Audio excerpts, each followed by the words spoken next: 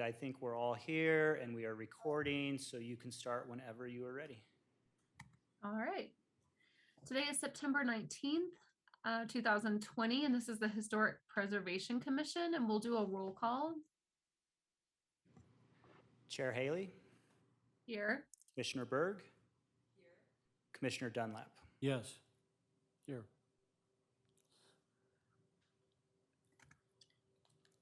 So it's just the three of us tonight. Yes. All right. And I'm sorry, do we want to do the introduction now after roll calls out, you said? Yeah, that would be great. Yeah, we have City Manager Jeff Durbin with us this evening, and I think he wanted to come up and make a quick introduction to the commission here. That'd be great.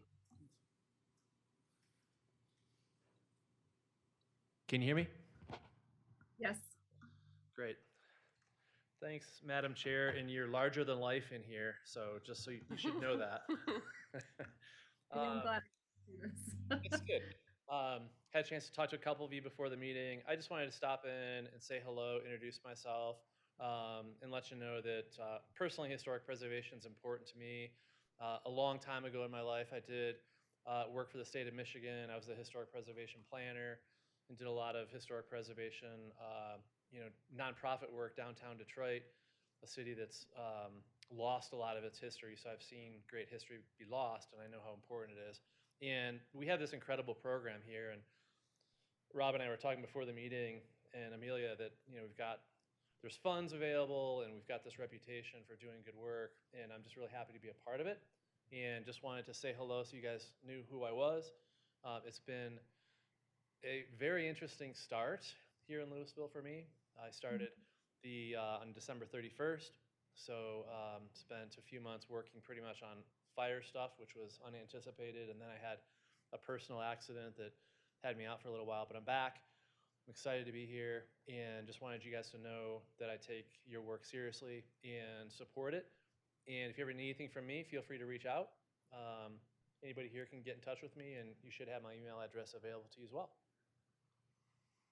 I can go on and on if you want, but I'll keep it brief. Thanks, Jeff. Yeah, and we definitely appreciate the support from the top. That makes a huge difference in our program. And it's good to file away that you might be a good resource if we have questions or need insight into different things, for sure. So thank you for bringing that. And thank you for all the work you've done since you've been here. That's a lot. It's my pleasure. It's my pleasure and honor. The work we do here is important. So thank you. Thank you for coming. I do have another meeting to get to, but if you don't have any questions for me, I'll let you get back to your real work. Does anyone in the commission have any questions or feedback? No. Thanks for being here. Yeah, thank you for your support. Welcome aboard. Thank you. Yeah, thank you very much for your. I'll just, since you can't see me, I'm going to walk away from the podium now. Okay. All right. So we have our approval of agenda. I'm sorry. Yes, for tonight, the approval of the agenda. Is any changes? Otherwise, we can move to approve. I had a question about it. I had asked Amelia in an email about an update on the earlier Old Town rezoning effort, which was put on hold at the time of the fire and other things. And Amelia thought she could give an update on that. If you're prepared to do that, should we add that to the agenda? Okay, yeah, sure, that'd be good. Yeah, I thought it was relevant. Okay, so we can add that into the items for staff. So like an E. It's also in the memo, I'm remembering, in the February memo. So it'll come up either way. February? Oh. What did she say? I couldn't hear. I think she was in the microphone. I think functionally either way is fine. I'm pretty sure it's the last or next to last item on the February memo that we're going to talk about. February? Yeah, so if I don't have the agenda in front of me, but I think item 4 under items of staff. Yeah, I see it in the February memo. Okay, perfect. So we'll cover it. We'll make sure to cover it either way, I guess is my point. Okay. Okay. Great. That's great. It'll be part of item D. Great, thank you, Amelia. With that in mind, then I'll make a move to accept tonight's agenda. Second? All those in favor? Aye. Aye. All right, the agenda's approved. And looking at our meeting from June, we didn't have a July meeting, but looking at our June meeting notes, or minutes, were there any changes? No, I don't, no changes. Anything from you, Gary? No. That would have, the meeting we missed would have been August, right? And so this would have been July's minutes? I think June's. We missed 2 in a row, so it was June's meeting. Oh, two. Yeah. Okay. Mhm. Oh, boy. Yeah. Yeah, because we missed, Well, we had no items, that's We right. had no items. Mhm. July, we didn't have any hearings. And then, yeah, I think, I can't remember what happened in August. But yeah, so we had 2 in a row. That's right. Okay. So do we have a motion to approve that, or do we have any? I would move we approve those minutes. I'd second that. All right, and all in favor? Aye. Aye. All right. Any public comments that are not on the agenda? And I can't see the audience, so if you see anybody, let me know. So I don't think we've gotten any comment cards. Nobody's raising their hands. We have one person, and so this is items not on the agenda? I don't know, is there gonna be a comment period for the house that's being torn down? Yes. Yes. I'd like to say something. It'll be public comment. Yep. Yes. Yeah. I'm sure. And then let me check online. I don't see. I see a couple of attendees online, but I don't see any hands raised. Okay. Oh, we have a hand raised. So Steve Selden. And if you can state your name and address for us for the record. Yeah, Steve Selden, 1225 Main Street, Louisville. And did you have an addition for an item that's not on our agenda tonight? You know, I just got in because it took me quite a while to find the link. Okay. So I just heard you saying raise a hand. I wasn't sure what it pertained to, so I didn't want to Well, miss anything. no, you're good. I'm glad Yeah. you're here. Yeah, so this is just the time for if there's any just general items that you'd like to have on the agenda tonight. If you have a specific comment about a hearing, that will be during the hearing time for public comment. So Yeah, did you have an item to add to the agenda? I'm just interested. I'm interested in the. Obviously, I live next door to one of the houses that is up for demolition, and yeah, I just had some interest in that, and wanted to comment on it if possible. Okay, so Whenever that comes up. yep. So during we'll have a presentation, and then we'll open it up for any public comment on that specific item. Do you have an idea roughly the timing on that? I'm supposed to go to a soccer Mhm. coaching meeting, but I guess I can miss it if it's going to be right in the middle. I just don't. I was hoping I could do both, but probably not. We're about to start the staff report. I don't know what the actual time would be. It'd probably be at least 10 or 15 minutes, I would imagine. Okay. So would Okay. you about right, Rob? I should be fine. Yeah, I should be okay. Okay. And we'll check back with you during that time. Thanks. Sure. Thank you for being here. All right. So if there's no more public comments on items that are not on our agenda, we'll move to our public hearing item, which is demolition review for the for 1209 Main Street, and we'll have a staff presentation. Okay. So I'm gonna switch, oh no, I did it automatically maybe? No, it didn't. Just getting my, okay, Linda, can you see that as well? I cannot, no. Okay. I have the packet, so I can kind of follow along probably if it doesn't show up on my screen, that's fine. Okay, sounds good. And then I think probably we could do maybe something from the lectern, from Rob's position if we need to, if you want to see a specific slide. But otherwise, we can move forward. Okay. So yes, as Chair Haley noted, this is a hearing for a demolition request at 1209 Main Street. The request is to demolish all of the structures that are currently at the property. So that's a residence and a detached garage. All public notice was met as required as well. So before getting into the details on 1209 Main, I just wanted to start. Sorry, before we get started, I do want to see if we can get a way for Linda to actually see your presentation, because I think it's important since she's going to be voting on this. So sorry for the delay there. No, great. Do you have your presentation on a jump drive? I have it on this one. I could Okay. add it. Yeah, if you want to, because I think I could try to share screen. I will try to share screen on the Zoom meeting, and then if I can get it, and then those, both Linda and those online could see it, and I'll follow along. So yes, we apologize. This is, we are not the A team for technology here this evening, but we will figure it out. We want to make sure we have a good hearing too, and everybody has the same information, so. It's my fault for not being there, so I take responsibility for that. This is actually great, running me through everything on my first meeting, so I'll know what to expect next time. Oh, it's a good introduction. Yeah, just all of the things. Yeah. Okay, so I'm going to wait on this slide while we try to get you the slides.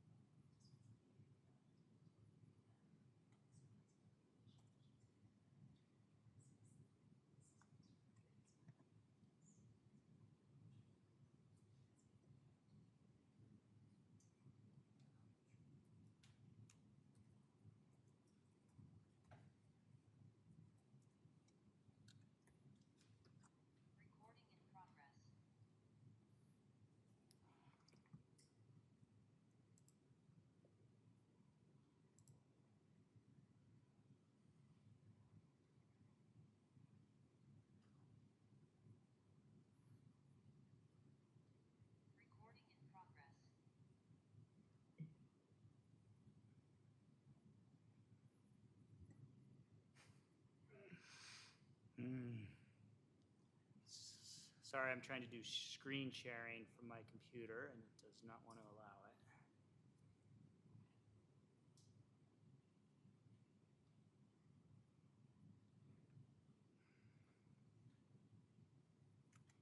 it. Is there permission whoever's like in charge of the meeting has to give you? Yes. Are you that person?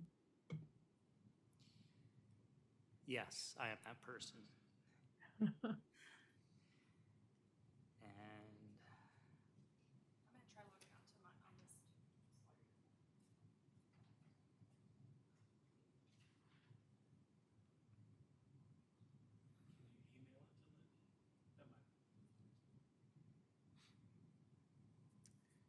yeah, it's probably too big to email. Let's see.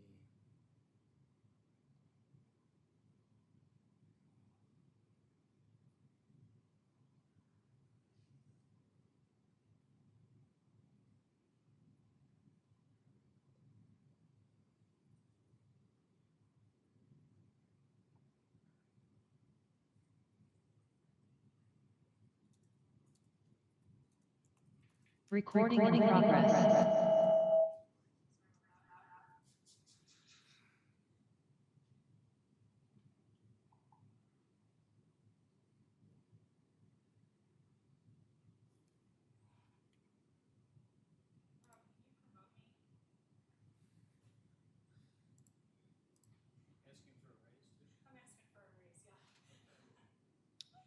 I don't see you on the attendee list yet.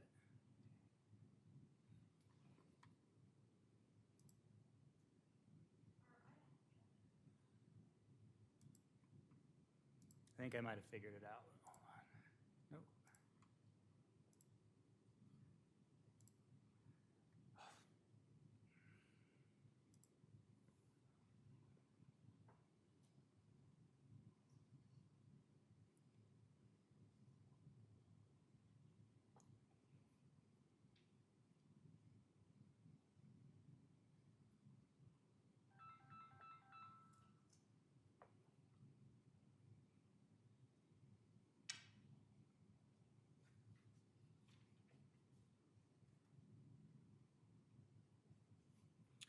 So here, take a look.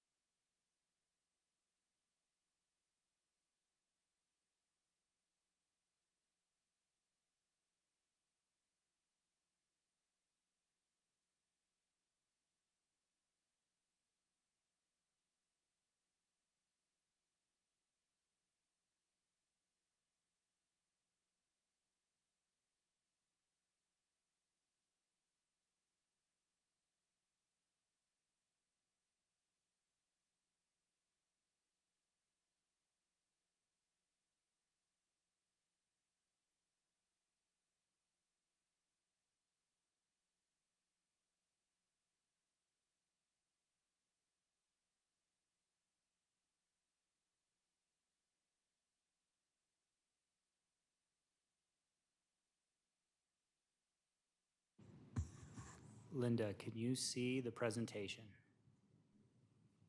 You're muted. Yes, I can see it. Okay. So we're good.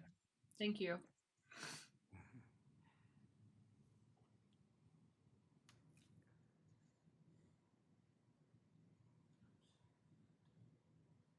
So that's you, right? Or that's me? Nope, Hold on, that's you. me. I'm just Okay. going to follow along with you on this Great. computer. So you can run it from there. Wonderful. Okay. So, just in case we have forgotten, this is a public hearing for 1209 Main Street, a demolition request for the existing structures at that property. All public notice has been met, and it's for both the detached garage and the primary residence on the property. So before I get into the details of 1209 Main, I just wanted to give an overview of demolition reviews, simply because the process is something that came up during our subcommittee conversation. So I figured I'd just give an overview and kind of lay out how it goes generally and kind of how it went for this one. So as you can see, demolition reviews start with an application. Usually that means a demolition permit has been filed with our building department, and then they'll flag that it's a structure that was built in 1955 or before. Another way that these can come before us is when they are directly applied for, basically, if the applicant's aware of the program and the process. So that's what happened in this case. There are some instances in which administrative review, so a staff review, is sufficient. Those are pretty limited. So in most cases, they go to a subcommittee review, which, as we know, is 2 randomly appointed commissioners to form the subcommittee and then a staff member. So from the subcommittee process, that group of people can either release the demolition, the permit, or approve the application, or they can request that it go to a full hearing. There are a number of ways that can happen. One is if there's evidently or sort of evidence that there's probable cause for landmarking. Another is if there seems to be, like it's the age and the structure seems to be in a similar form as it was on an assessor's card, something like that. Then the commission can also say, I'd actually really like to see more information on this, and so I'd like it to go to full hearing because I think that there might be probable cause for landmarking. So that's what happened in this case. There was an interest in more information, and so that's a big part of why it's at the hearing. I just want to clarify that because part of the reason the process works that way is we have these key deadlines that are actually in our code. So as I mentioned, the application is what starts the clock once we receive a complete application, which in general is whenever the applicant sends in their documents. So that starts our clock, and then we have a subcommittee review that needs to be completed within 21 days. I'm sort of simplifying things, but that's the set, that 3-week timeline is kind of what we use. That's not initial feedback, that's full mini hearing, if you will, right? Now, if the subcommittee wants to have the full commission hear the case, then that needs to be done within 60 days. If we run out the clock without any of these actions, then we're issuing the permit in that case. So between the process and these deadlines is where we weigh, right? So that's why this is before us and went from subcommittee to this hearing tonight. So this is just a general location of the property. It's about 2 or 3 blocks north from where we are here at City Hall. These are images that were in your staff report, as was everything in this presentation. So this is from the 1948 assessor's card. You have the street view there, and then the footprint of the house at that time. These are images from the house as it is today. So that's on the left is from the south, on the right is from the north, and that is from Main Street, so sort of a similar view. And I just wanted to sort of give an overview of the conditions that changed over time that we found in staff's research. So it does seem like, as notated on the assessor's card, there was some type of alteration that happened in the 1930s, potentially 1933 or 1935. It's kind of hard to read. And then the 1948 footprint and street view we have based on a site visit and also historic and current images of the property. It seems like that's pretty close, if not the same as the way it was in 1948. Then also just sort of adding and layering on to that information, we have aerials from 1962 and 1978. As you saw, they're not really detailed, but they don't give us any reason to think that there was any substantial change to the footprint. The building permit file shows that there was some type of siding change in the 1970s, and as you can see from these images, the siding definitely has changed. That in the assessor's card was notated as stucco, which you can kind of see from that picture, and it's clearly different today. And then also just to note, since there was so much information in the packet about the poultry farming and sort of the other accessory buildings, looks like those were probably demolished in the 1990s. So I'm just going to read our purpose of demolition review and our review criteria.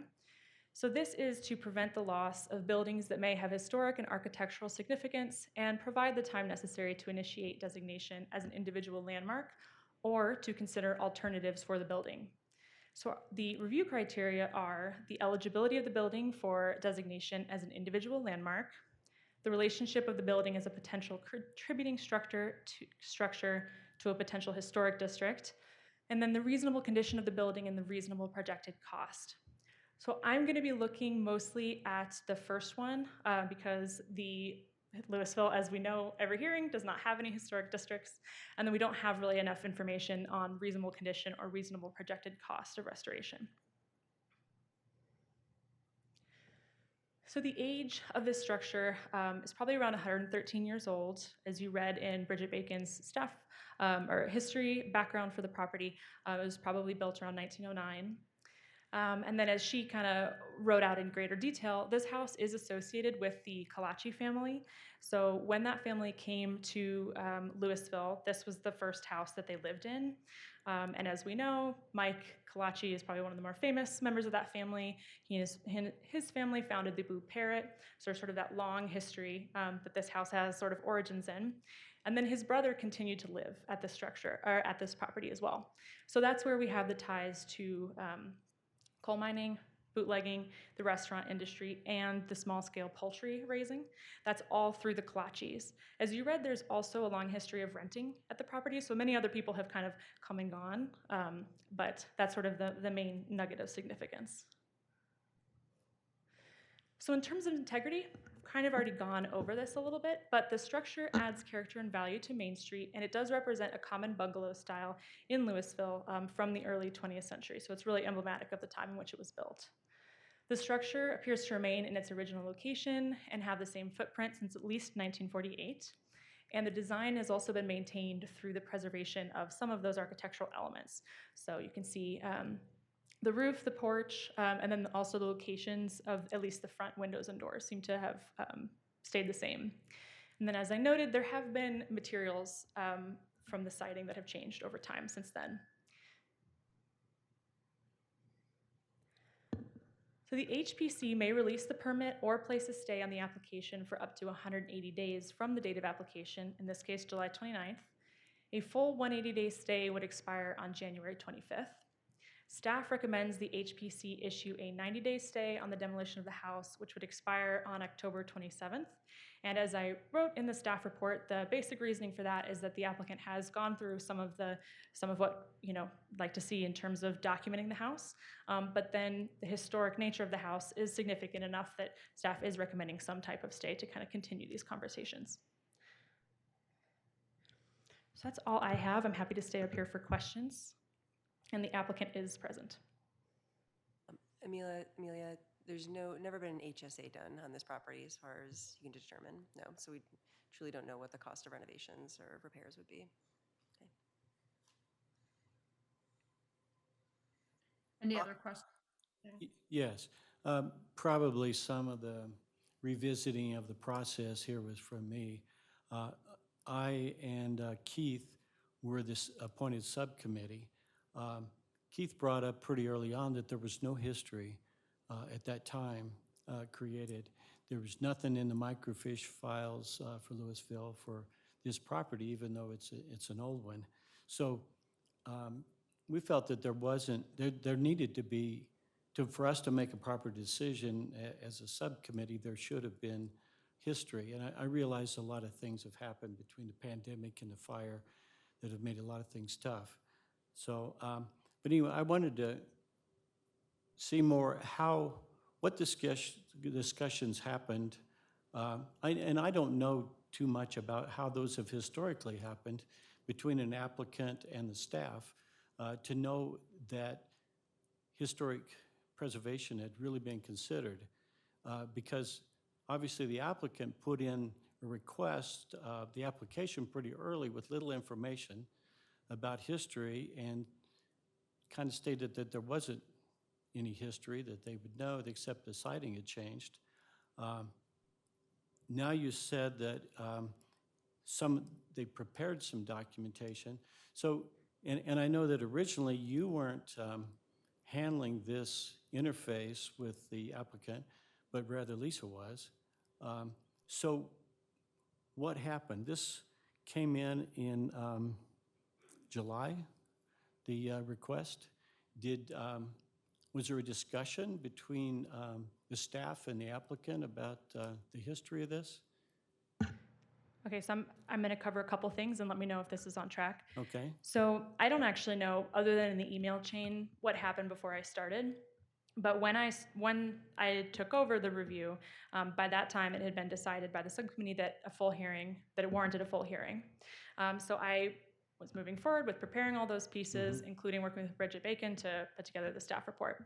So between that time when I took it over and now, I have met with the applicant. That's where these photos come from as well. I did a site visit, so I've actually taken photos, and I maybe should have shared this already. My apologies for not including it, but I've taken photos of the interior, taken photos of all the way around the property.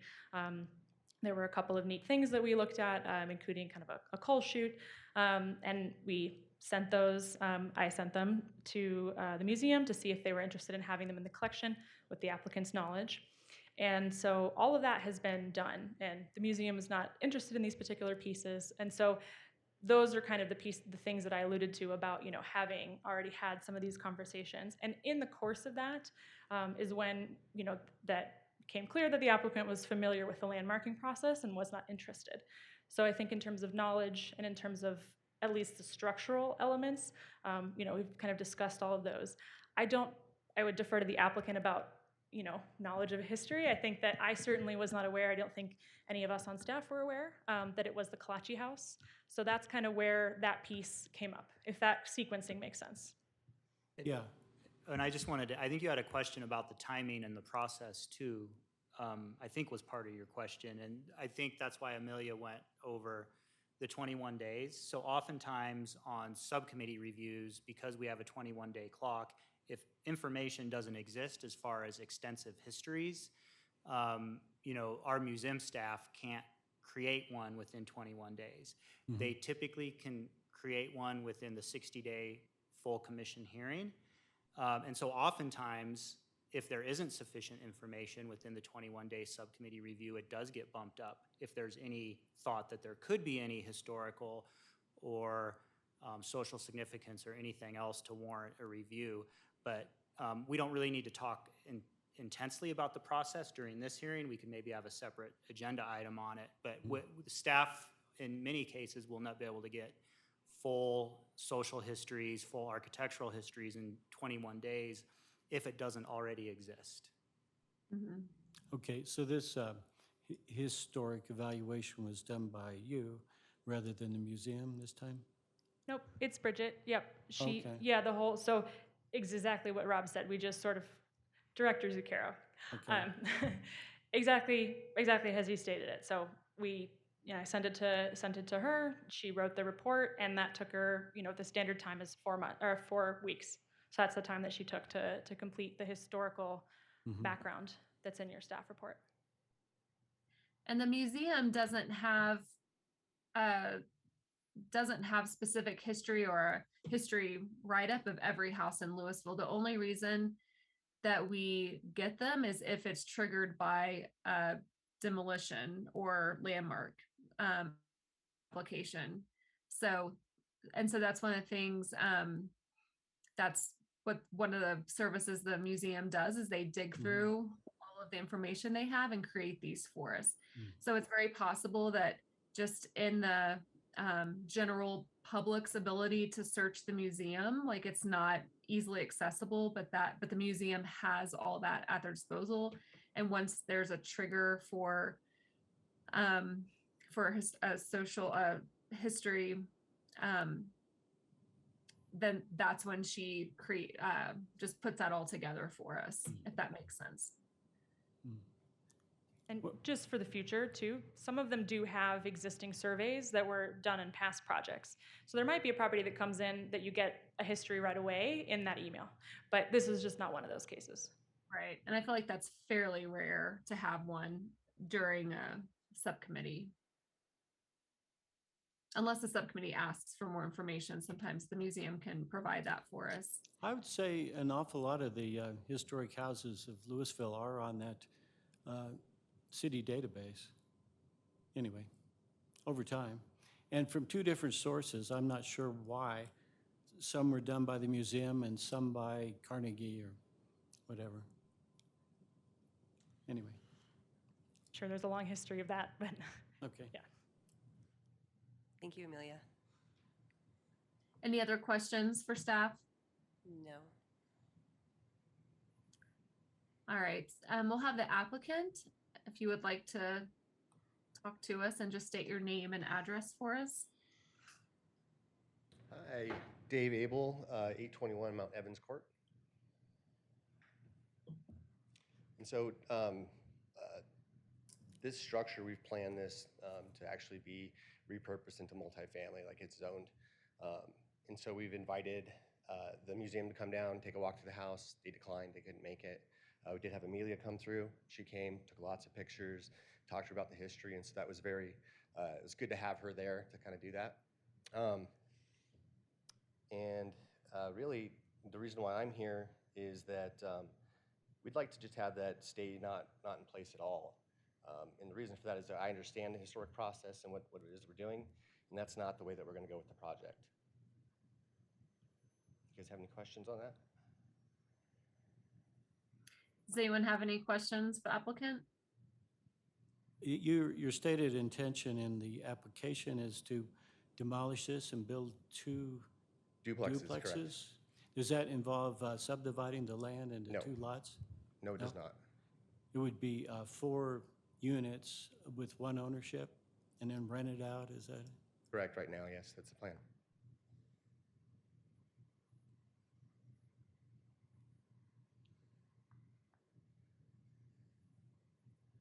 I'm curious if you have, at any point in your process, given any thought to alternate uses for that structure that would retain at least a portion of that structure and also meet some of the goals that you have?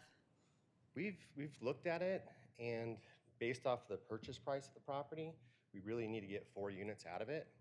And you just can't, it doesn't work. Yeah. And if the city would like to pick the building up and move it,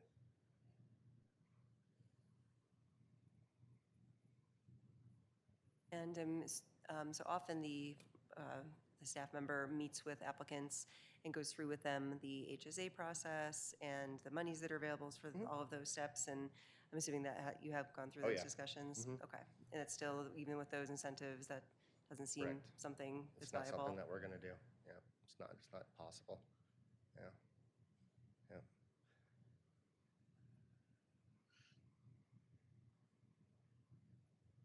All right, any other questions?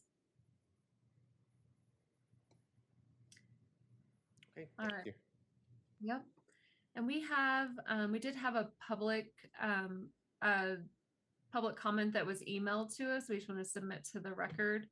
And then we also will open it up to public comment. So if anyone in the audience at home would like to say anything, this is the time for that.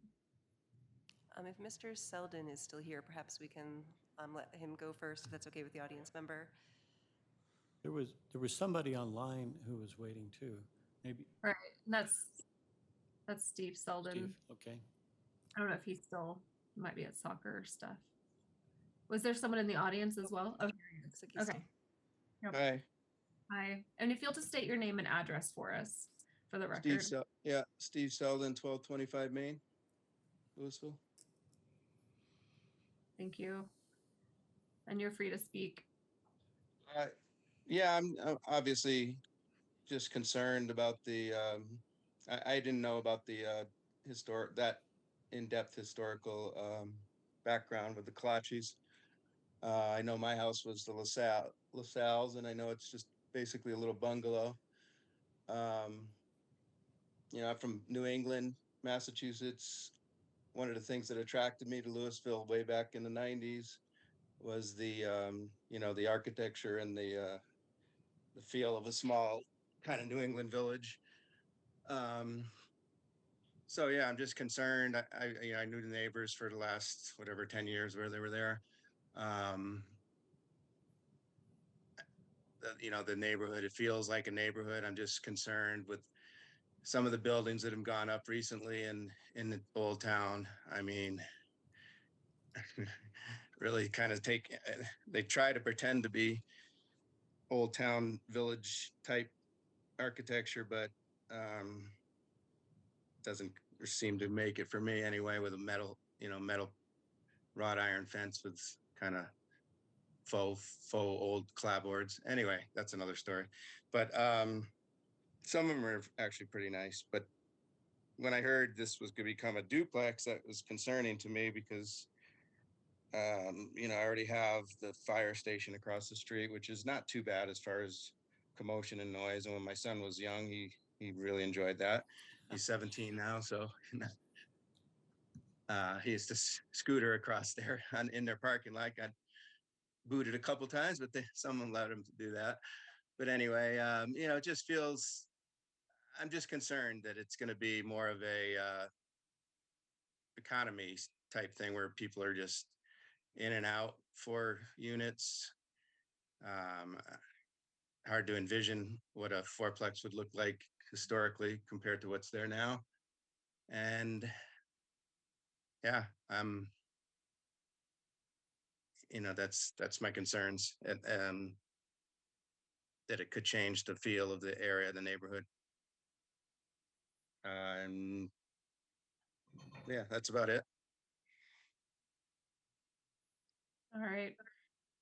One other comment, sorry.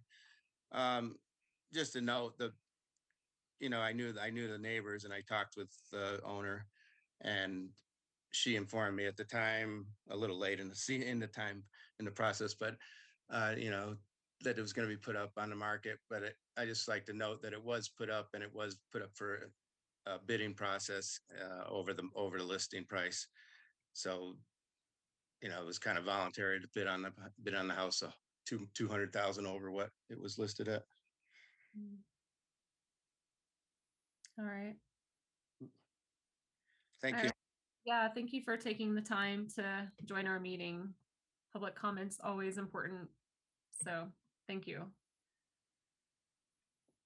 So Linda, I'm just going to say, we do have one other attendee online who has called in. So I just want to let them know if they want to talk, you should be able to hit *9 on your phone, and that will raise your hand if you do want to speak. So I just wanted to make sure they knew that. And I think we have one person in the audience if he would like to speak. Okay. He's coming up now because I know you can't see.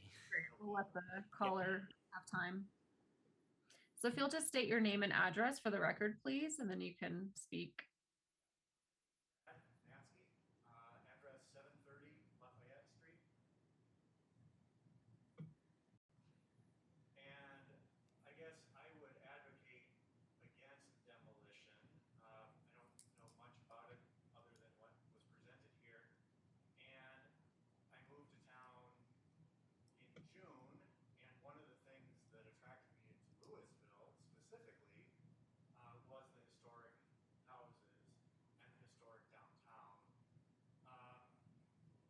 And I've been coming here over the course of 2 years, several times a year, spending weeks researching the areas and finding out what I really like. And I've narrowed it down, or I had narrowed it down to a 4x4 block area, which includes this house. I did eventually find one. Houses around here are a little difficult to find in the historic areas. But I just looked at Zillow, and I would love to buy this house. Like the old charm, the exposed woodwork. I think it would be a shame to demolish it. I think it, to me at least, it's what Louisville is. The front porch. So I think that's about all I wanted to say. All right. Thank you for. Oh, go ahead. Yeah, thank you. Thank you.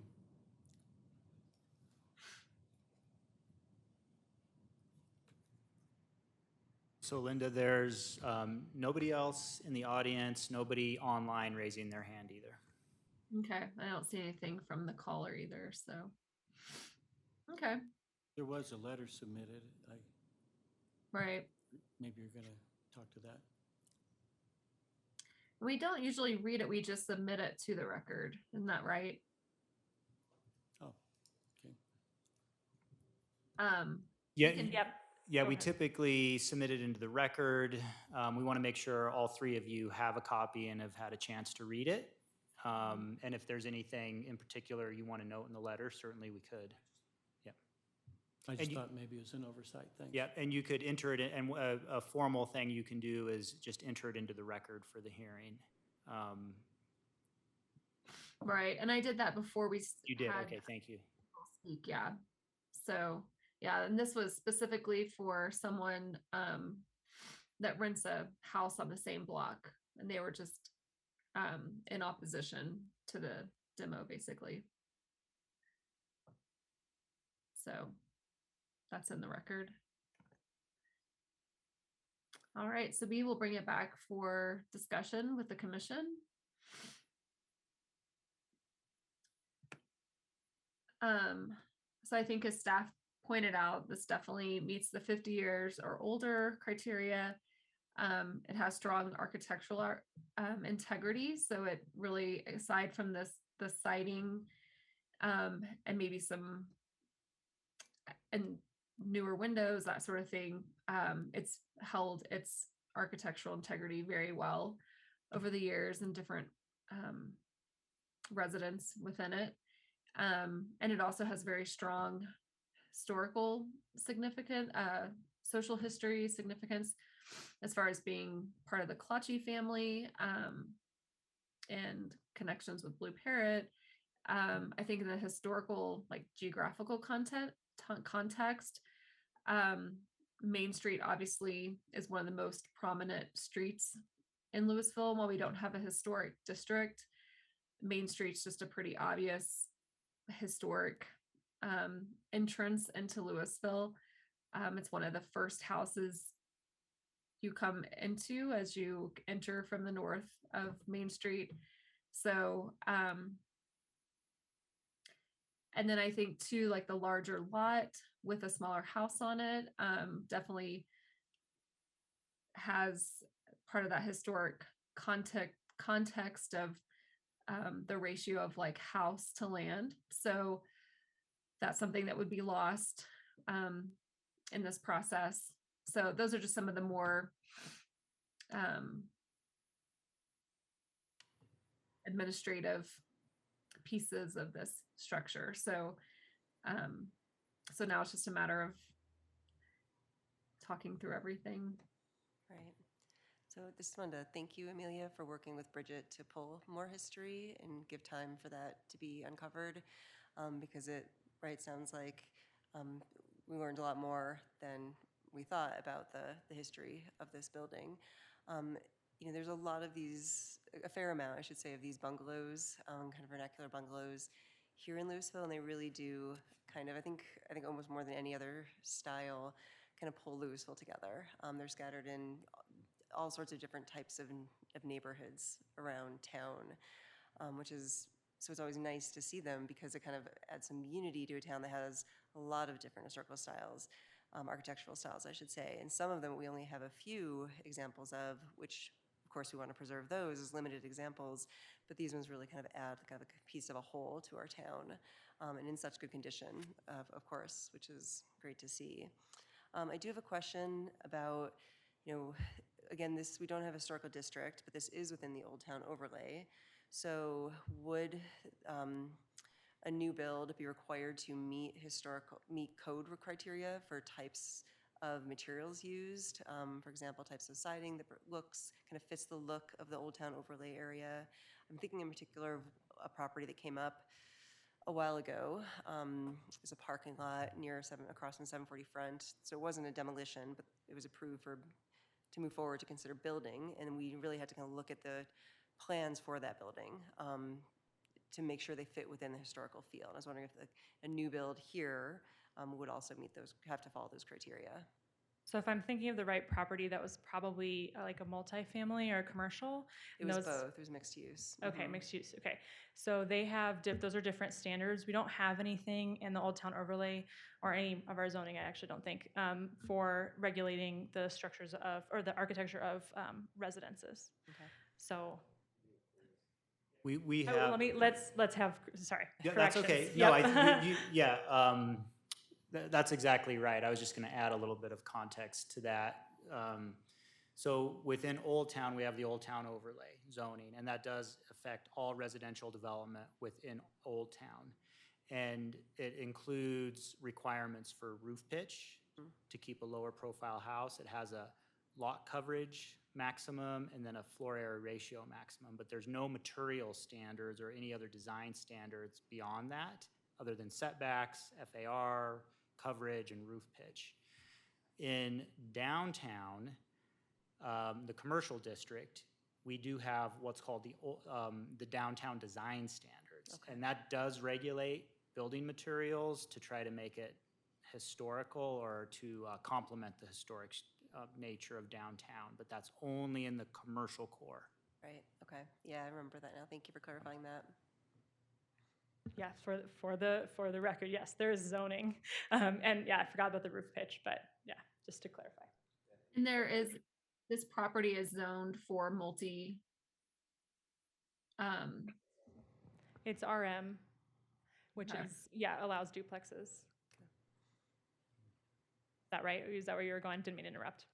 no, that's absolutely right. Um, yeah. Is that pretty consistent with Main Street in general in that area? Or was that something that was applied for, or like how did a residential have that zoning? Yeah, so it's used by right, and I'm gonna just punt to Rob. I'm not sure how much of Old Town is zoned RM, but it's not something that he applied for. The applicant. It's something that, yeah. Yeah, if you look at a zone, if you look at a It's zoning previous, map, yep. and we can bring one up, there's basically all the residential area of Old Town is either RM or RL, and this property is RM designated, and so that does allow duplex type development as long as the lot's big enough. It's basically it's 33,500 square feet of lot area per dwelling unit, and then you can do duplexes within that zoning. And it's all of the Old Town residential around the commercial core, and then as you get out to the periphery, it turns into the RL, which is the larger lot, and that does not allow duplex type development. Okay. So that was just more of an overarching zoning that the city just did. Yeah, that zoning's been in effect for decades, but I don't know exactly how long. Okay.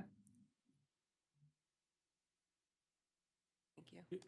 To follow up on that, I mentioned it earlier.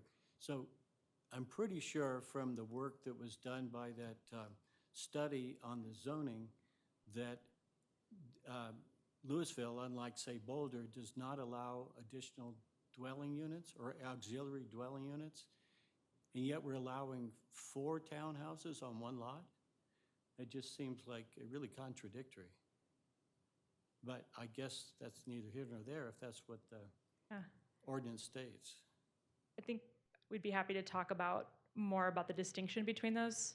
And that's certainly something that they're just different definitions. So I'm hearing you, and we can talk about ADUs versus duplexes in general. But yeah, you have that right. To the facts, I guess. Right, right.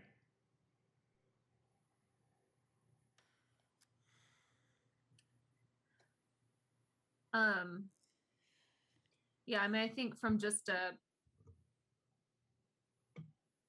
general perspective on this, demolition and the new project coming is going to be a huge loss to Main Street. And I think there's no reason why we would approve the demolition if in my opinion, as far as our criteria. So that's what's hard about this, is just knowing that this is a house that we would landmark in a heartbeat. And that adds a huge amount of character to Main Street and Louisville in general. So I think that's kind of where we are at this point, is figuring out the next step.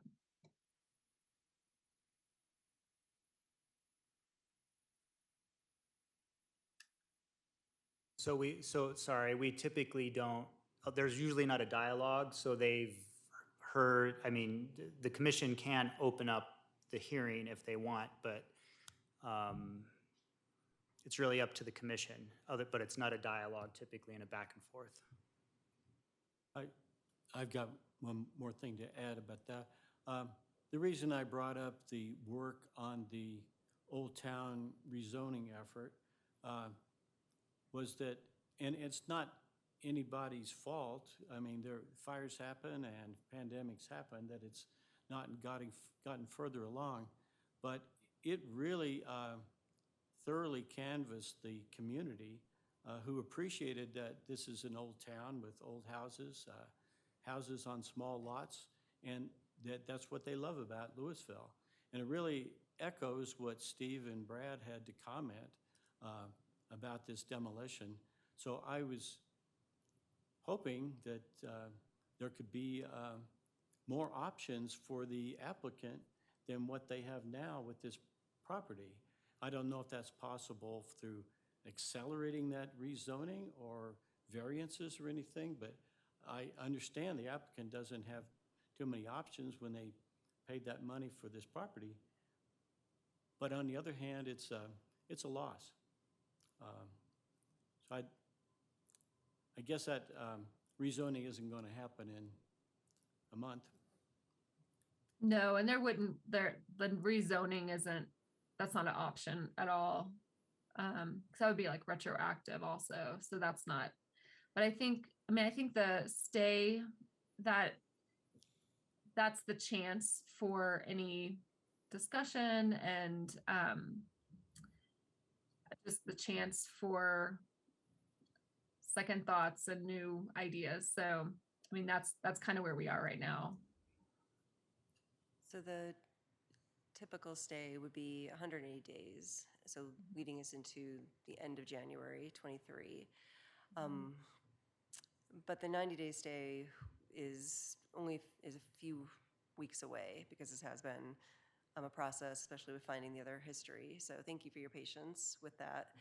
And I think many of us here, both in person and virtual, would like it to be thought about.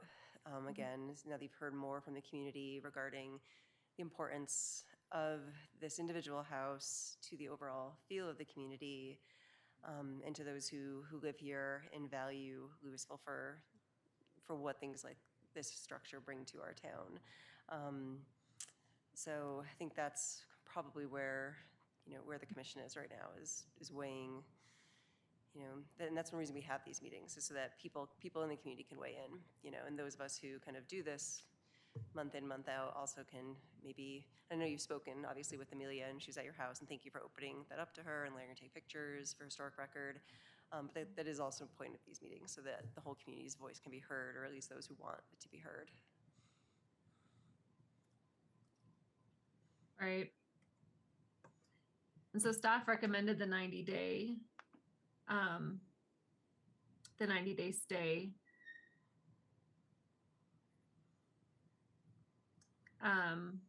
Are the two of you in favor of that, or do you feel like we need to do the full stay, or what are thoughts on that? I would be in favor of the 90-day stay. I don't see much use for the 180-day stay, considering all that the applicant has already learned about landmarking and this process. But I would personally like to see the stay through October, just to give a little more thought to this particular property. I'd rather see the full stay in place. Maybe there will be some other ideas. This has seemed really rushed, as I said, since there was no advanced history. I'm in favor of the 180 as well.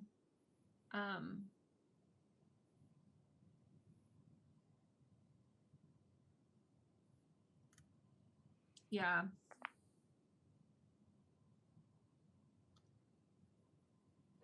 I think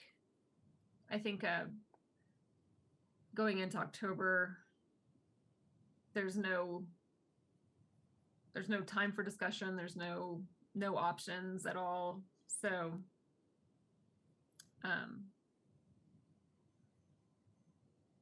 yeah. Would someone did we want more discussion, or are we ready to make a motion? I would move that we amend the recommendation to have the full stay.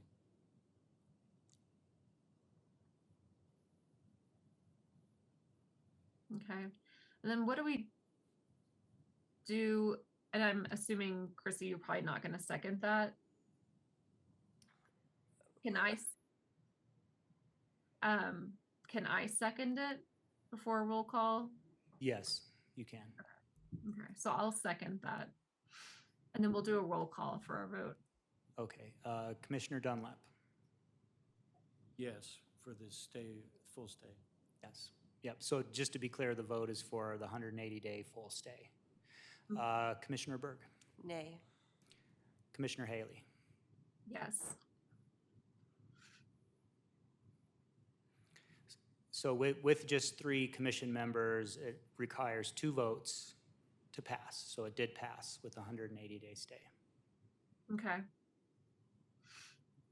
All right. Thank you for your time this evening. And I think as we always try to emphasize, the stays are not punitive or any kind of ill will or anything. It's more of just a chance. We have an obligation to our community just to make sure that we are doing due diligence and taking care of our historic resources. So just, we always want to make that very clear. So it's a great structure and I think a great investment, even if you choose not to demolish it. I think it could be a great asset to our community and hopefully a good investment to you for you. So hopefully we can have some more discussions, and the commission are always open to further discussions or with staff or anything. So thank you for coming tonight.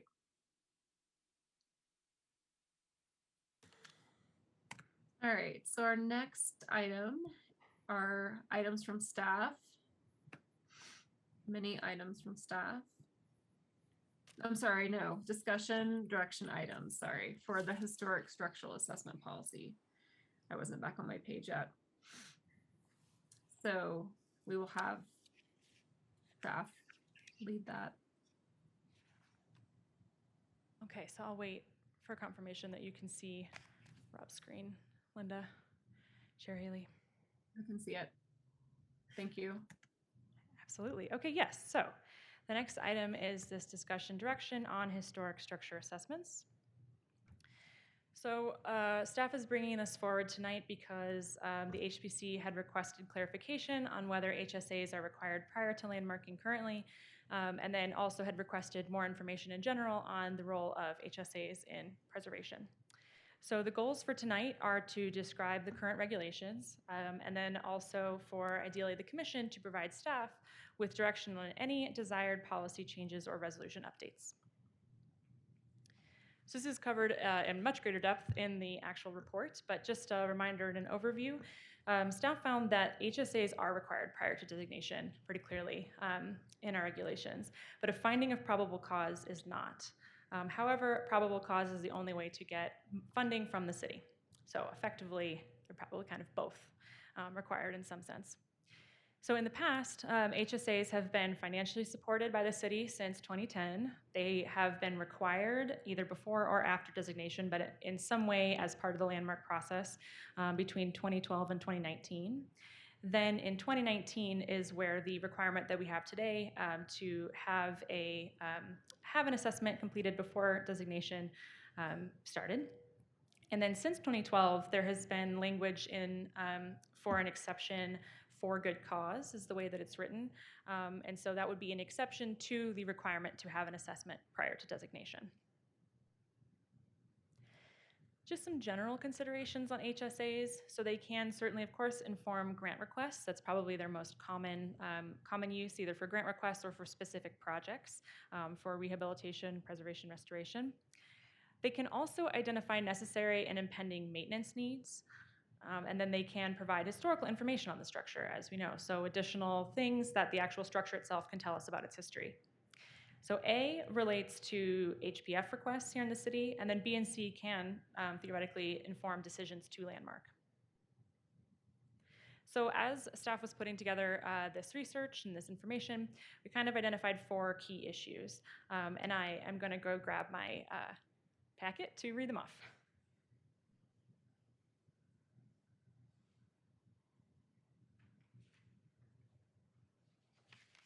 Just because I'll know I'll forget the language, which nobody wants. Okay, so then the first is whether the commission and staff have enough information to evaluate landmark requests without assessments. And then the other related is whether there are benefits to assessments outside of evaluating grant requests solely, whether assessments and/or probable cause processes are barriers to designation, and then how can staff and the commission evaluate designation proposals that rely on the viability of restoration or rehabilitation projects in their landmarking consideration. So I've just sort of summarized those here on the screen. And I think staff finds that this first one could be one of the key benefits to requiring HSAs prior to designation and also prior to alteration certificates, which we know can often kind of come together because there might be additional information that would inform both of those, especially the alteration certificate in some cases, but certainly both that could only come from assessment or that we wouldn't be able to get by other means. And then the other non-grant benefits, that's something, just for conversation and discussion tonight if there are other aspects that you all see. But that was kind of the main one we saw. And then in terms of the question about whether assessments and the probable cause process were barriers, and the time between basically when I started and now, haven't really had time to kind of look into that, but I know that was of interest, and it's certainly sort of an outstanding issue, I would say. And then for structural integrity, so I think staff finds in general this situation may be rare where, it's a question whether a landmark should be landmarked based on its condition, for instance, or whether, let's say, historic siting exists right underneath the structure, these kinds of pieces. Those are probably rare cases in the city, but that could be a potential benefit as well to requiring assessments ahead of time. So staff recommends investigating an update that would allow applications to proceed to landmarking without an HSA under specific circumstances, such as there is abundant information about a project or the condition is well known or something along those lines. So I'm just going to read this and then leave it up because this is the main sort of discussion slide. So the main question in the report for the commission was, does the commission want to continue requiring assessments prior to landmarking? And I've just sort of summarized, some different options. So maintaining the current regulations, would mean potentially providing more information ahead of landmark and alteration certificate cases, but there is this outstanding issue of whether they are barriers to landmarking in some cases. And then, of course, what updates should we consider? We don't have any tonight to present to you. This is more of the fact-finding part of the process. But for example, we could create additional criteria around good cause, allow assessments after landmarking or in some other form. So I'll stay up here so I'm not running back and forth. But I am also going to be taking notes on whatever you all say so we can kind of follow up with it. Thank you. That was a very thorough recap of the existing landmarking process, including the HSA. Part of why this discussion or this item came up is that we had discussed relooking at the whole landmarking process to see if it's somehow become too difficult for people to do, because there are a lot of properties that are brought before us for probable cause, but then don't ever make it to landmarking. And I do think there's a little difficulty at the moment, and maybe it's for reasons of pandemics and fires and other things. There's some difficulty in finding appropriate architects to lead this through the process. So Keith, who's not present, had suggested maybe there is a fast path sort of landmarking or thing. But anyway, this was sort of an introduction to having a separate meeting to discuss more readily landmarking things. And also, we'd long been unclear about the what we call the special circumstances, the extraordinary circumstances, and what we really meant with that as we were issuing grants or, yeah. So I think this was all prompting a further discussion. It is, to that point, really helpful to know that you do need to have the HSA prior to landmarking, because that was sort of the big question. So very helpful to know that. So I think it's also helpful, these are reasons why we want to do the HSA. Like, it's pretty clear that it has a lot of benefits to that structure, to the community, to the process. In the full report that you did, you brought up there's a good cause criteria, but it's never been used, right? So kind of thinking about what that might be to exempt people from doing that HSA. So I do think it's worth putting some more thought into that. Should we keep the system how it is, right? Do we want to have exemptions? Because likely we do, but what would those be? And same with allowing assessments after landmarking. I'm trying to think of like what would that scenario be? Perhaps there are buildings, right, that we have abundant, I should say, historical information on. It fits all those criteria. It's it's hard because you assume it has good structural integrity and not in need of a lot of repair, but you don't really know that until you do an HSA. So I'm trying to, with that one, think of like when that would come up, where we do the assessment after landmarking. So I guess for all of these, I don't know that we can make a decision right now. I think it absolutely warrants more thought and discussion outside of this meeting, perhaps, or these meetings. But it's very, very helpful to know the process or know the kind of how we got to where we are right now and know what exists in terms of codes. Yeah, and I think this is a really important discussion, just because I think the way that we used to do this whole process before we changed the process was applicants came before us to landmark, and then once they landmarked, they were eligible for the HSA. And it was optional, like they could or could not, but the HSA was necessary for a grant application. So for them to have grant money from us, they had to have the HSA. So the HSA was always in the middle of the process. So you could landmark without having an HSA, but you couldn't get a grant without an HSA. So that helped us understand like the priorities of like what the structure needed, what the money should actually go towards, like that sort of thing. But when we started looking at incentives, that's where we thought, well, if people are trying to figure out if their house is would be worth landmarking, we could incentivize them by saying, hey, we'll actually pay for you to the HSA ahead of time so you can do your research and then decide without any obligation. So I know in the discussions, the HSA was more of just an option, and that's still the case. Like you can still get the HSA without landmarking, but from my recollection, I don't remember in our discussions ever saying that the HSA was, and obviously it got written into code that way, like that was part of the interpretation, and that's the commission's fault for not like hashing through all that.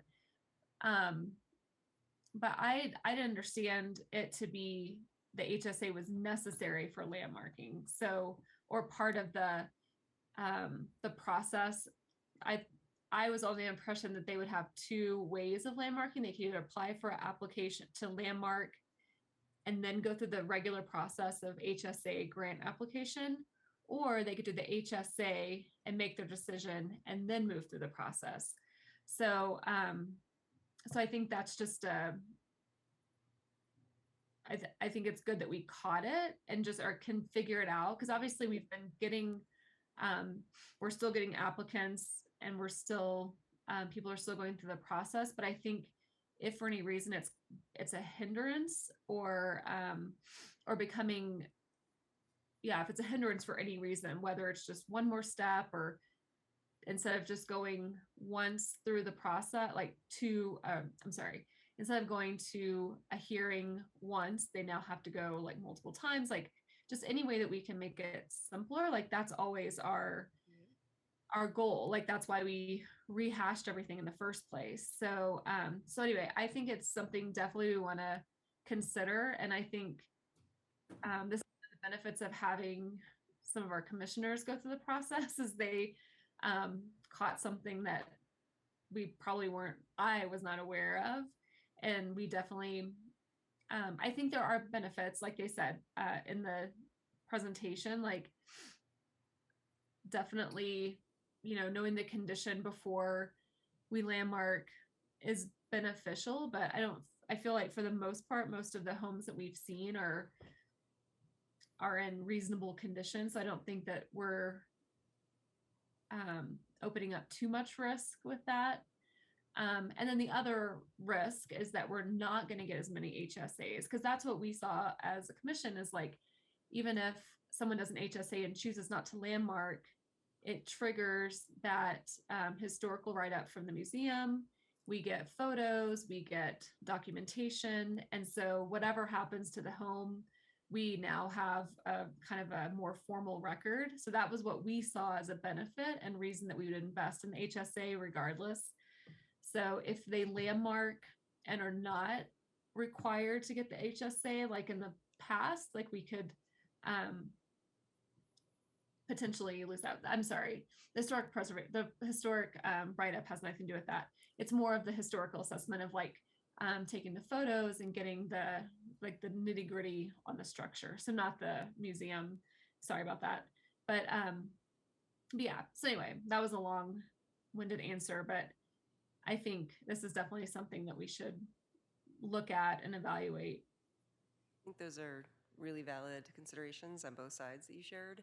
And as our most veteran member here, Linda, I wonder if you have a sense if you began by saying that the reason that HSA was put out there before landmarking was to incentivize people because it gives them the resources to learn more about the structure.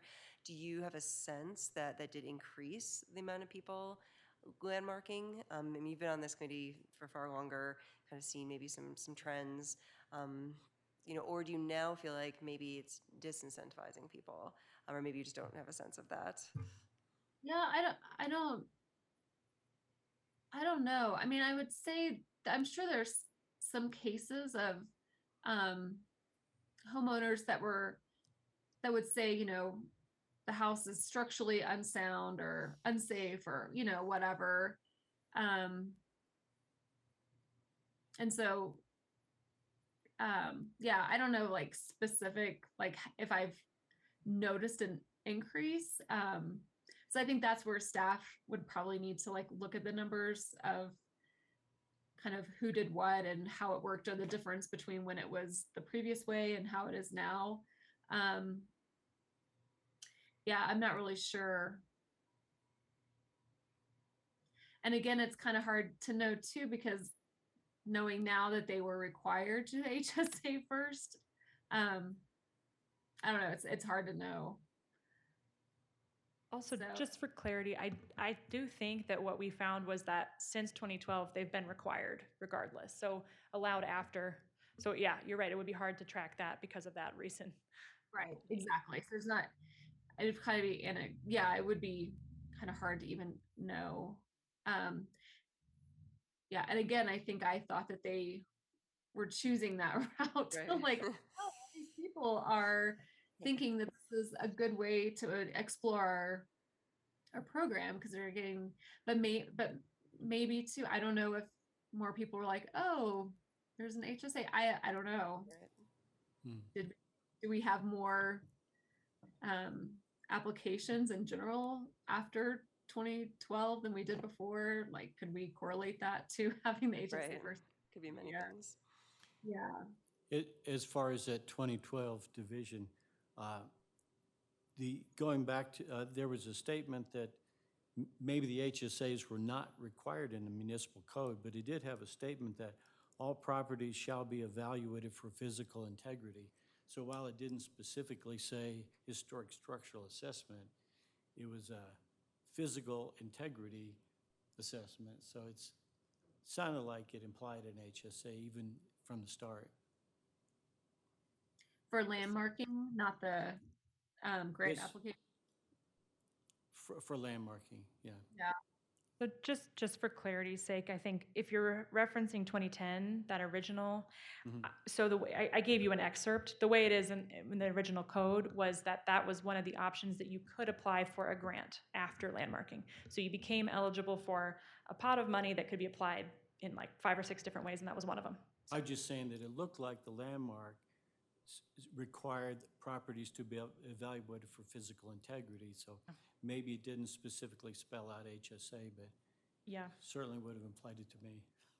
I think that's a fair, I think maybe I misunderstood that there's another point as well of, that physical integrity is part of what is in a landmark hearing, right? It's part of the criteria. So if there's, I guess yeah. it's moot, it's passed, yeah. Right.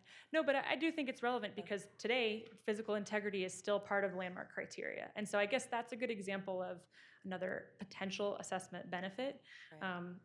Is that we can't, it's not possible to know what the physical integrity of a house is without an assessment. Just,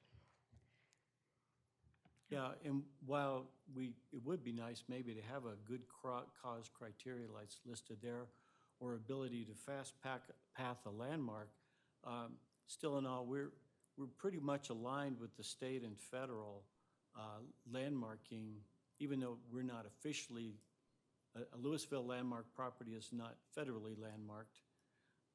Still, there's a lot of parallel approach to doing the historic assessment that like you would at a state or federal level. So I think having that is a good thing, even though there might be a way to do it in some easier way. So I guess a question for staff would be like, what would be like a reasonable way to research it? Like, how do we kind of evaluate it in an objective way? And do we reach out to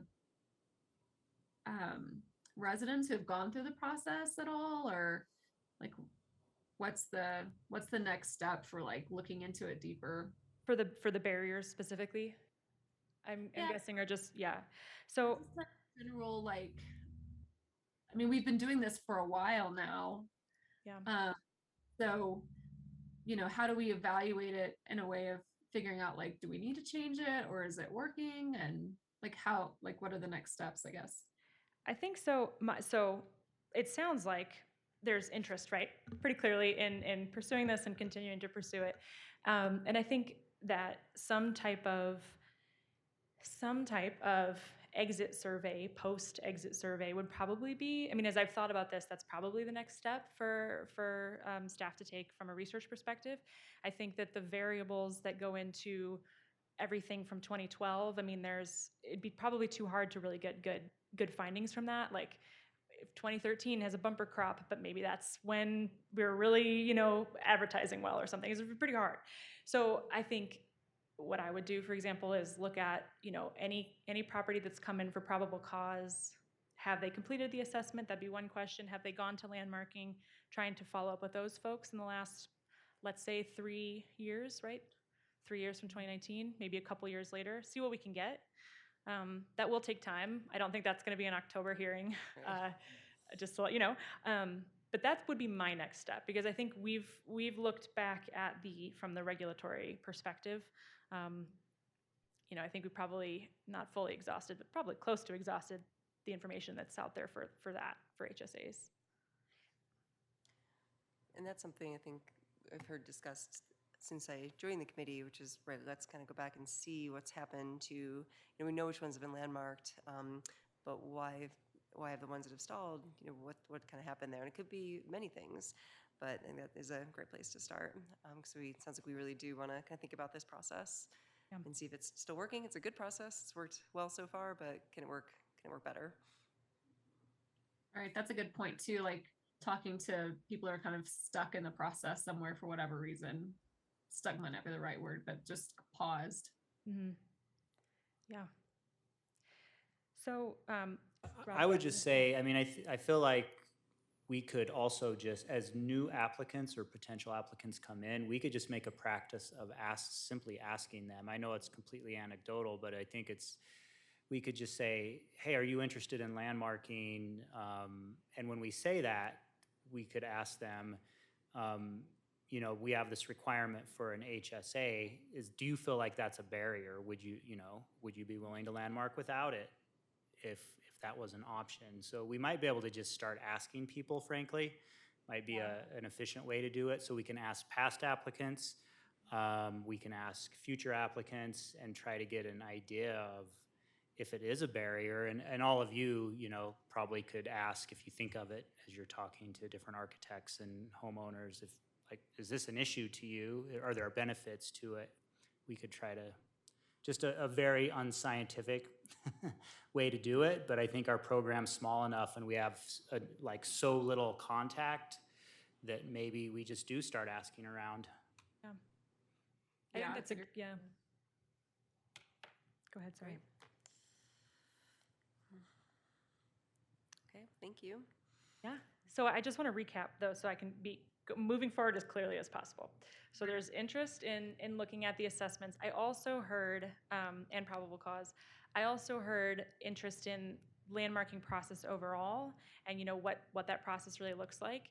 So I can try to put together something similar for, let's say, October or November on that in general. If you feel that you need something to slot the HSAs and the probable cause into. I don't know, I just, based on, this conversation about reevaluating landmarking overall. But I am more than happy to stick with just continuing probable cause HSAs if it seems like you have enough information to focus on this one piece, if that makes sense. Okay. I think maybe at some time a broad discussion, not in front of the commission, if that's possible, just a separate meeting might be more free-form about what's working and what isn't, going through those steps, and having the statistics you all have mentioned, talking to people over the last 5 years who've entered this process and see what happened with them, for what it's worth. Okay. Well, thank you. I've got some good things to start with and some work to do. And I think when we move to items of staff, we'll just keep in mind that if this is one of our priorities over the next couple of months, this is going to take a lot of time, which is exciting for me. I love to research, but just knowing that it's going to take a chunk of my time on this commission between now and then. So That's good to know. Yeah, and I think too, if you have need direction in the meantime, if you have questions or kind of help navigating or whatever, definitely feel free to reach out to any of us for any direction or clarification or whatever, or if you want to see if I can remember anything from the past. So yeah, thank you for that. That'll be a deep dive. All right, and then our next item is items from staff.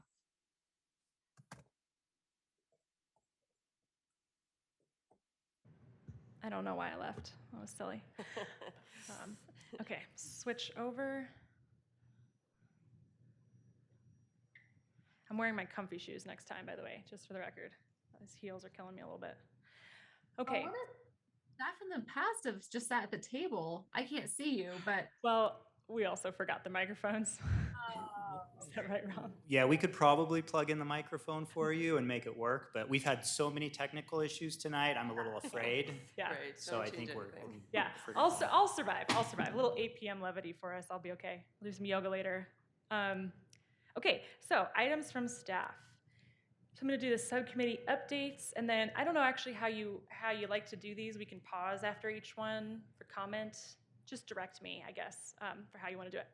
But subcommittee updates, we had an alteration certificate come in. Subcommittee reviewed it for the grain elevator.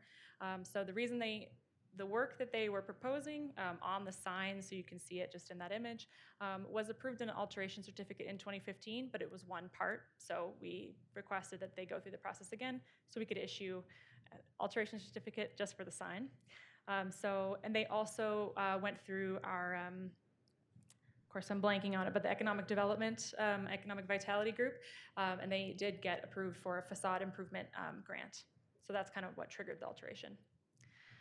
Okay, so then demolition updates. Subcommittee also reviewed 301 Pine Street, which was basically a window swap out, and like for like, and no changes and all that.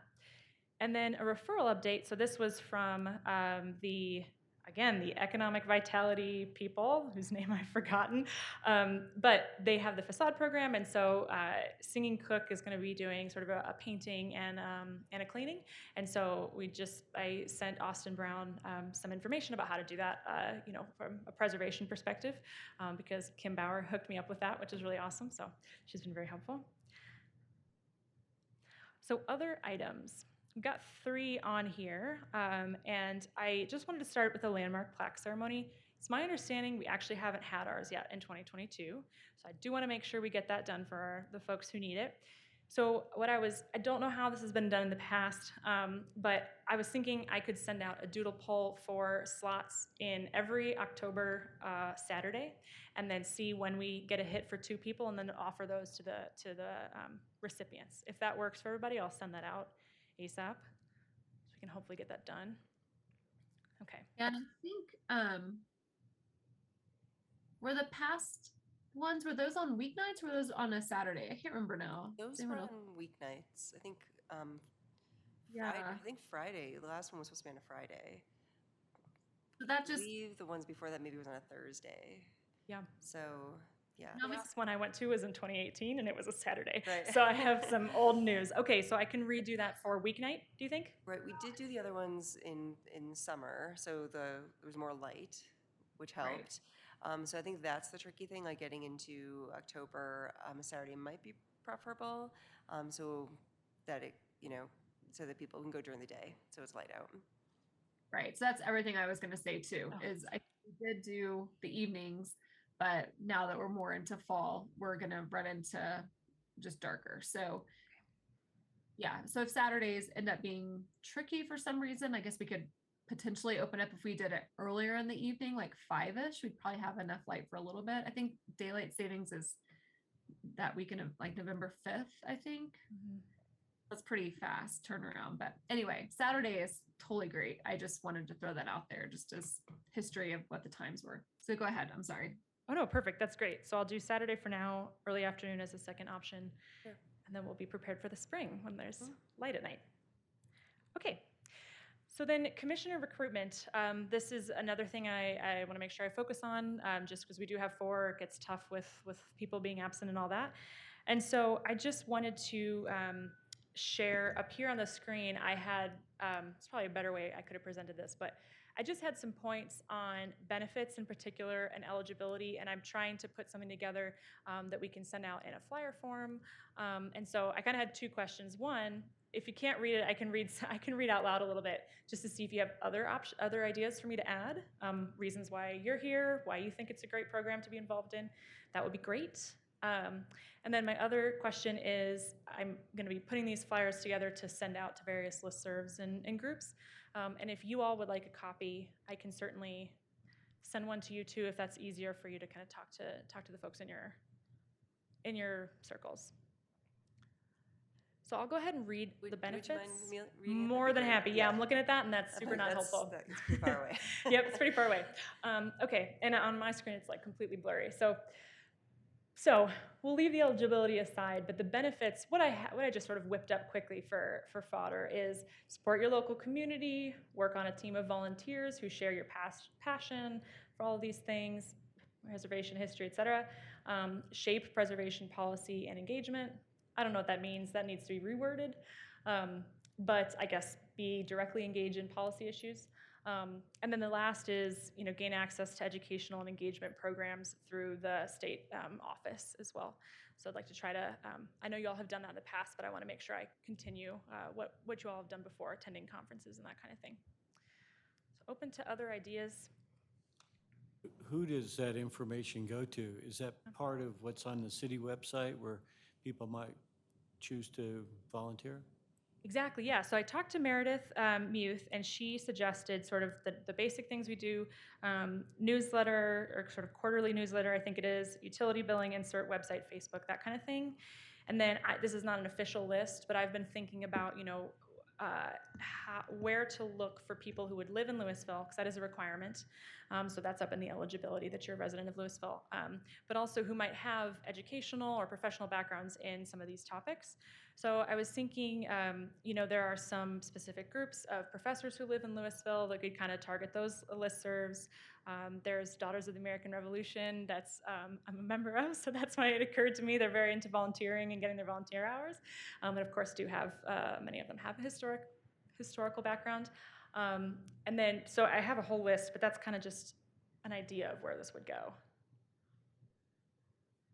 And if anything comes to you at night that you want to share, please send me ideas, or I'll send you the flyers and you can indiscriminately spread them around. Okay, thank you. You'll think on it and see. And Okay. even That's like community engagement, like those kind of, or just understanding more. And I can't, like understanding more about, like learning more about the history of Louisville. Like you kind of get an in-depth insight into everything too. I think that could appeal to some people. Yeah. Okay.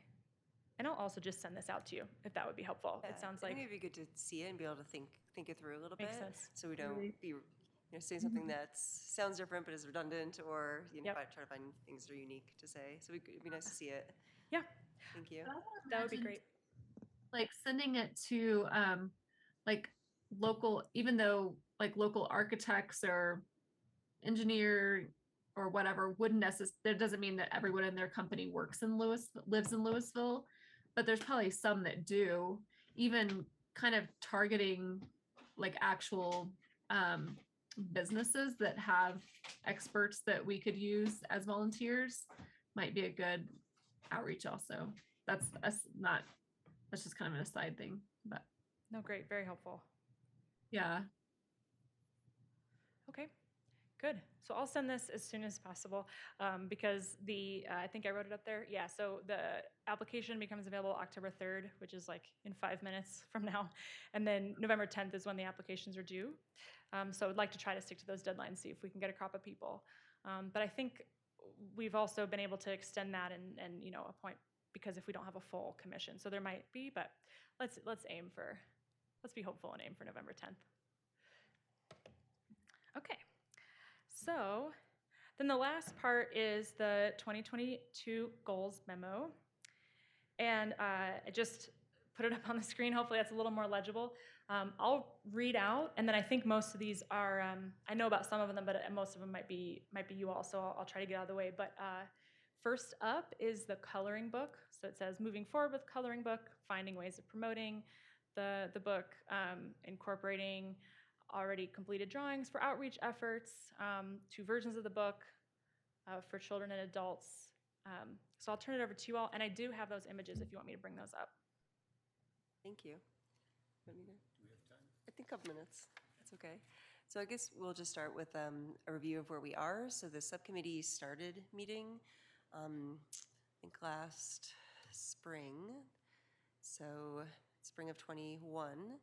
And that was when Andrew was on the committee. And we began by Kim pulled together 3 artists. We vetted those artists, picked the current artist. A contract was drawn up. We worked on pulling together, with some feedback from the commission, the different structures. There's 15 structures that we wanted drawn. Some are commercial, agricultural, others are residences. And then doing a walk around in late December with the artist, and Gary was there as well as an unofficial member of the committee, to kind of have her take some additional photos and learn more about the properties.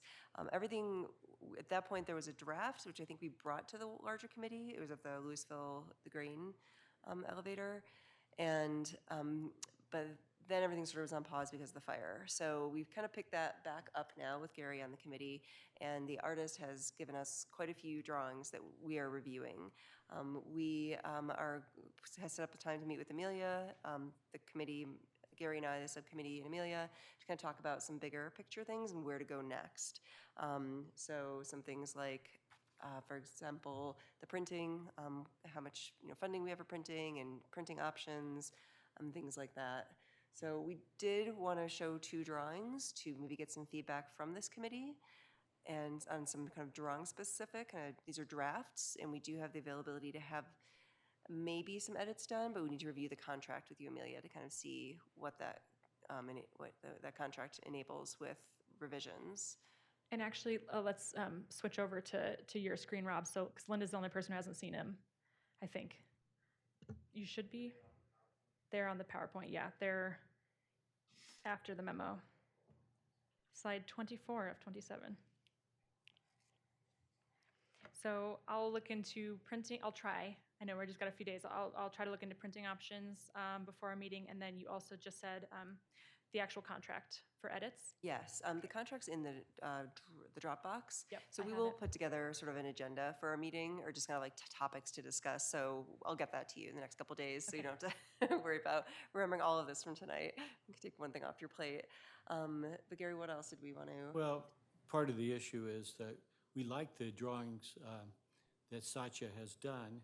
To put them into a coloring book sort of format, there may be some framing or surrounding skies or foliage on some of these drawings that would be added. And then there's a need to consolidate these into an overall printable image that you could give to a printer. And that really wasn't part of our contract at this point. So we want to discuss some options with that. What, do we do that ourselves? Do we engage someone else to help with that? Are there people at the city that help us with that, or could? So anyway, that's the discussion we want to have. Since we have one other commission member here, I think we'll just kind of get some feedback from you, Linda, and anybody else who would like to give some feedback about some kind of bigger questions that come up for us with these drawings that these 2 have good examples of. So the one on the left, which is it's the law firm right now, but I forget what the historic name of this building is. I know which one it is. I don't know what that official. Yeah, I can't remember. So this drawing has the name of the law firm right there, kind of front and center. But I walked by the other day, and I think the building's up for lease, and the law firm might be leaving, which is fine, of course.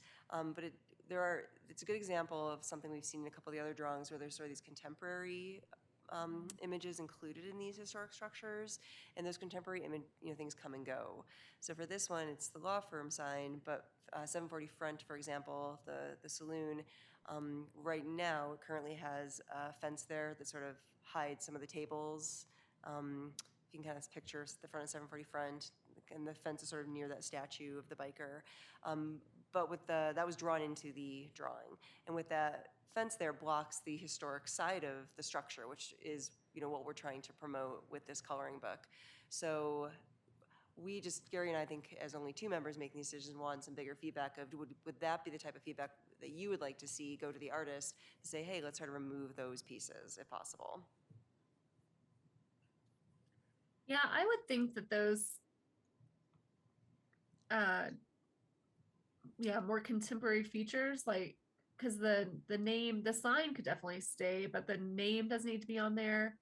And for front too, I think those things that are not historic or could change should not be there. Yeah, I'm especially imagining 740 Front as definitely not wanting that in the coloring book. Yeah, and then 2, the second one here, I'm curious if adding the brickwork would be significant on that structure. Right, so that's I think why we included this one perhaps is some of these drawings, there's a lot of kind of architectural pieces on the homes where there's a lot of siding or brick in this one. So we're trying to strike a happy medium there between making it drawable, but Colorable. colorable, so thank you. Right, so I think Gary and I both kind of suggested for this, or thought we're thinking perhaps more brick, and maybe not full brick, but maybe portions of brick, so giving some feedback like that.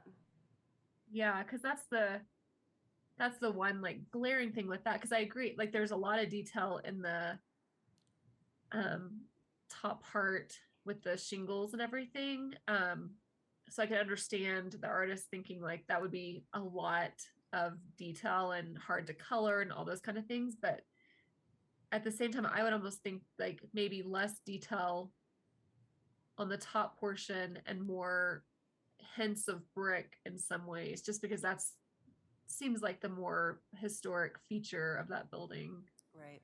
In this particular one too, I'm glad we included because the front steps there, the perspective is a bit off, and those in fact are quite flush to the building. Okay. So, and I think the reason we bring this up is we need, I think we should, just kind of back to Amelia, we need to, Gary and I realized we might need to review the contract to see what it allows in terms of revisions. Because some of, like this one, for example, I think if this front staircase were to be redone to more accurately reflect what it looks like, it also be less prominent in the photo, which might allow more for the facade, things like that. Which there's several pictures. There's some that are we think are great, like ready to go probably, but there's some that we possibly do want some tweaking in, but we're not sure what that allows for with the contract. So, in funds paid to the artist, things like that. So. And with this one too, it looks like the perspective was more down looking up at the building, which is probably why the stairs look so prominent. Right. And for her to like redo that perspective would change kind of the whole drawing. Like it would be a pretty significant change. Exactly. Yeah. But I think it'd be worthwhile if it could be done contractually, but yeah. And then I feel the law firm on front, there's like no horizon line. I think it feels like it's like kind of floating a little more. Right, so that's why we include this one too. So Gary went around and looked at some other actual picture coloring books in the community, and noticed that a lot of those have frames. If you want to maybe speak to that. I browsed through the ones at the Boulder Bookstore, the adult coloring books, and they sometimes filled an entire page. I was looking at how they were framed, but one thing they did have in common is they drew you into wanting to color them. They had a lot of shapes and a lot of artistic interest. It's a little different when they're historic buildings, but then again, I think they can be made to be interesting to color. One of them had some trees by them, and I think that was an addition. So I think some things like that, maybe some sky, things that an adult or a kid would want to color.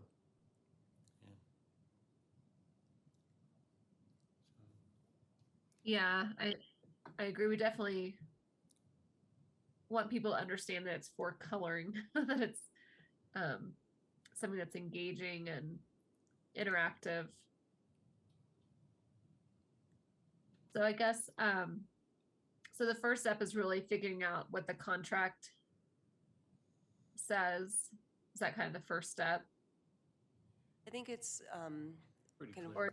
pretty. Or is it knowing that we are like, yeah, there's probably some revision that would be nice if we could do it? It looks like we incur some additional costs if we ask for those revisions. Okay, for Possibly, sure. right, for sure. We just sort of found the contract and glanced at it quickly to see. So I think that's what we need to see what the contract says, and then maybe think about if whatever funds we're pulling from might allow for more, revisions that are in the contract, if that's something we want. So we have quite a few images from the artist now. So a lot kind of, and some I think are pretty ready to go. But again, if we want landscaping, that's not a revision per se, but it is an addition. Does that count as a revision? So, I think we kind of need to kind of come together as a subcommittee with Amelia before, I would like to have and Gary and I would like to have a streamlined message Right. or feedback to the artist to not overwhelm her. So. Okay. And what, like, how many images do we have right now? And then what would you say are the percentage of ready to go versus possible revision? So there's 15 on the list that we initially were working from. I believe there's 11 or 12 drawings. I actually emailed her, the artist, this morning because to see if she had a sketch for the cabins, the minor cabins, the trot downer ones. And she said that she was never given photos of that. So we need to look into that to see. And I think again, trying to piece together too, like where, what happened here. And I think we had not given her, when we were working with Kim and Andrew's on the committee, I believe that we'd not given her those photos because there was discussion of that being the cover, those minor cabins being the cover, and maybe using an image of the the statue out front of this building. So I think we held off on giving her those on purpose, but I don't know now if she recalls that there was an extra drawing, if you catch my drift. Like there were to be 15, so we probably have to remind her like, oh, we gave you 14, so that one still needs to be done. So that one, which might be the cover, those minor cabins, has not been done. The blue parrot sign has not been done. Okay. I think that actually might be it. So maybe there's 13 sketches. So of those 13, how many would you say, Gary? I mean, if think there's you're not right. much framing for any of them, so they all might need some framing, but how many do you think might need some Well, I think, revisions? they need revisions? Mhm. Oh, I'm not sure. If they're a simple revision too, like if you added a sky or a window flashing, then maybe it's not a major change. Maybe that's fine within her scope. I think there were just 2 drawings that weren't done yet though, right? Right. The blue parrot sign and the miners' cabins. Mhm. Yeah.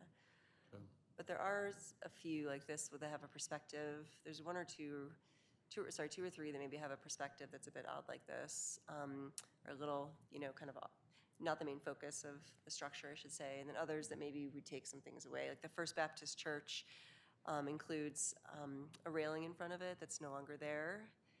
And then there's also like maybe an air conditioning unit or a box in like one of the windows. So a couple of things like that. So when we look at these, it occurred to Gary and I, we're like, these look like they're in pen. It's like, uh-oh, that might be problematic. So that's what we're trying to just kind of figure out what we're asking, what we really want, and then what we're asking in lines with the contract. So. Right. which is why we're meeting with Amelia next week. Okay. Perfect. And one of the pertinent questions too is, it sounds like there would definitely be some that need revision or framing or whether it's additions or changes. We definitely would like that on some of them, but we're under contract, and then figuring out what cost we would incur is probably an important, like, is it worth it? Right. So yeah, because I think it's definitely in our best interest to explore that and see, like, can we make revisions? Like,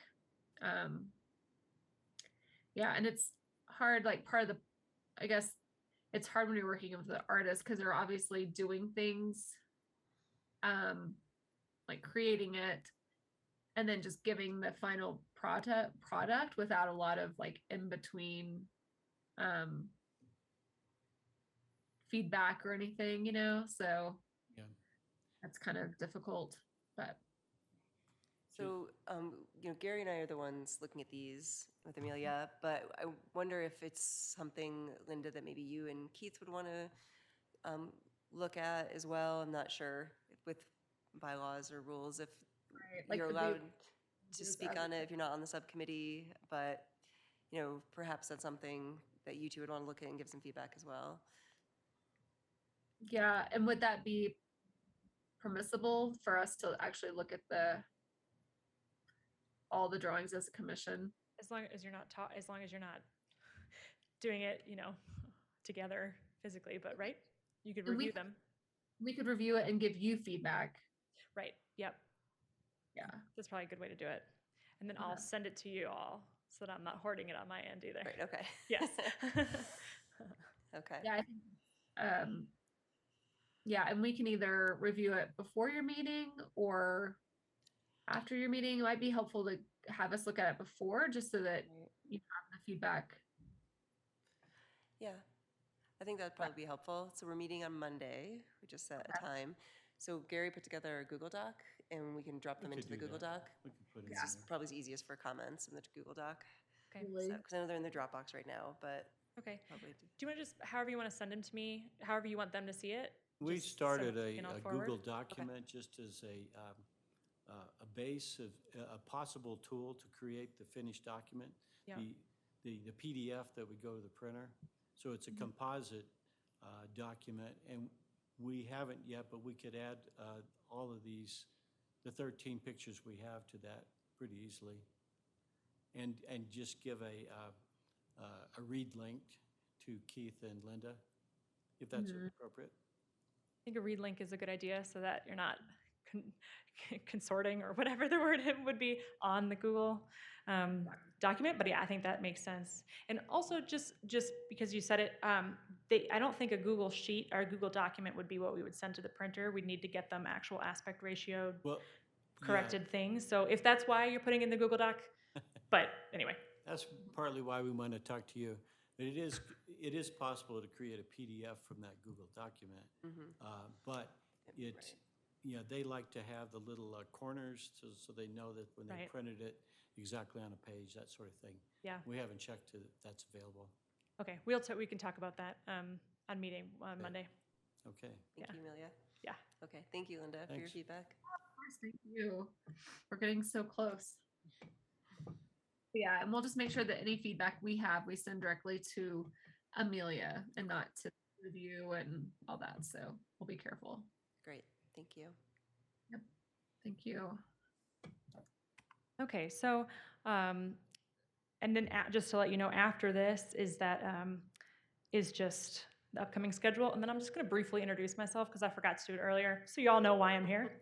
But that's all that's happening. So as long as you want to take for the rest of these time, up to you. But the next one is evaluate and target 2 programs / events for the year.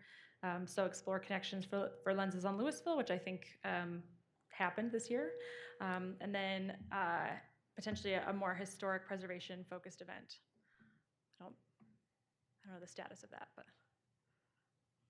Right, and I think, as you said, Lenses on Louisville did occur, and members of the committee, along with Kim, attended, which was great.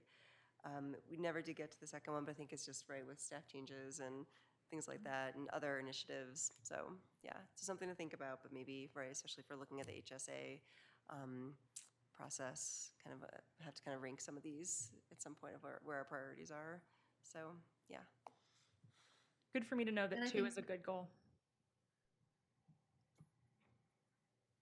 Yeah, and we will still do our landmarking ceremony, so we could say that like our second thing.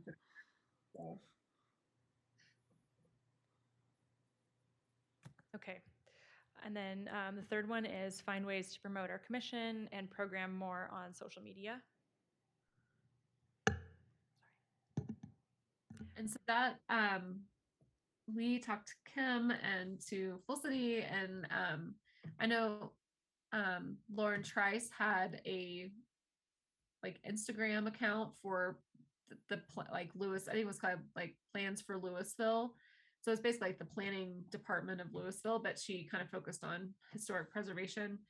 So that was just something that was in place, and we were just thinking that just getting some easy ways for people to connect and just see what's going on, and so that's always just kind of been on the back burner of like, how do we do it, who would do it, that kind of thing. So staff previously did it.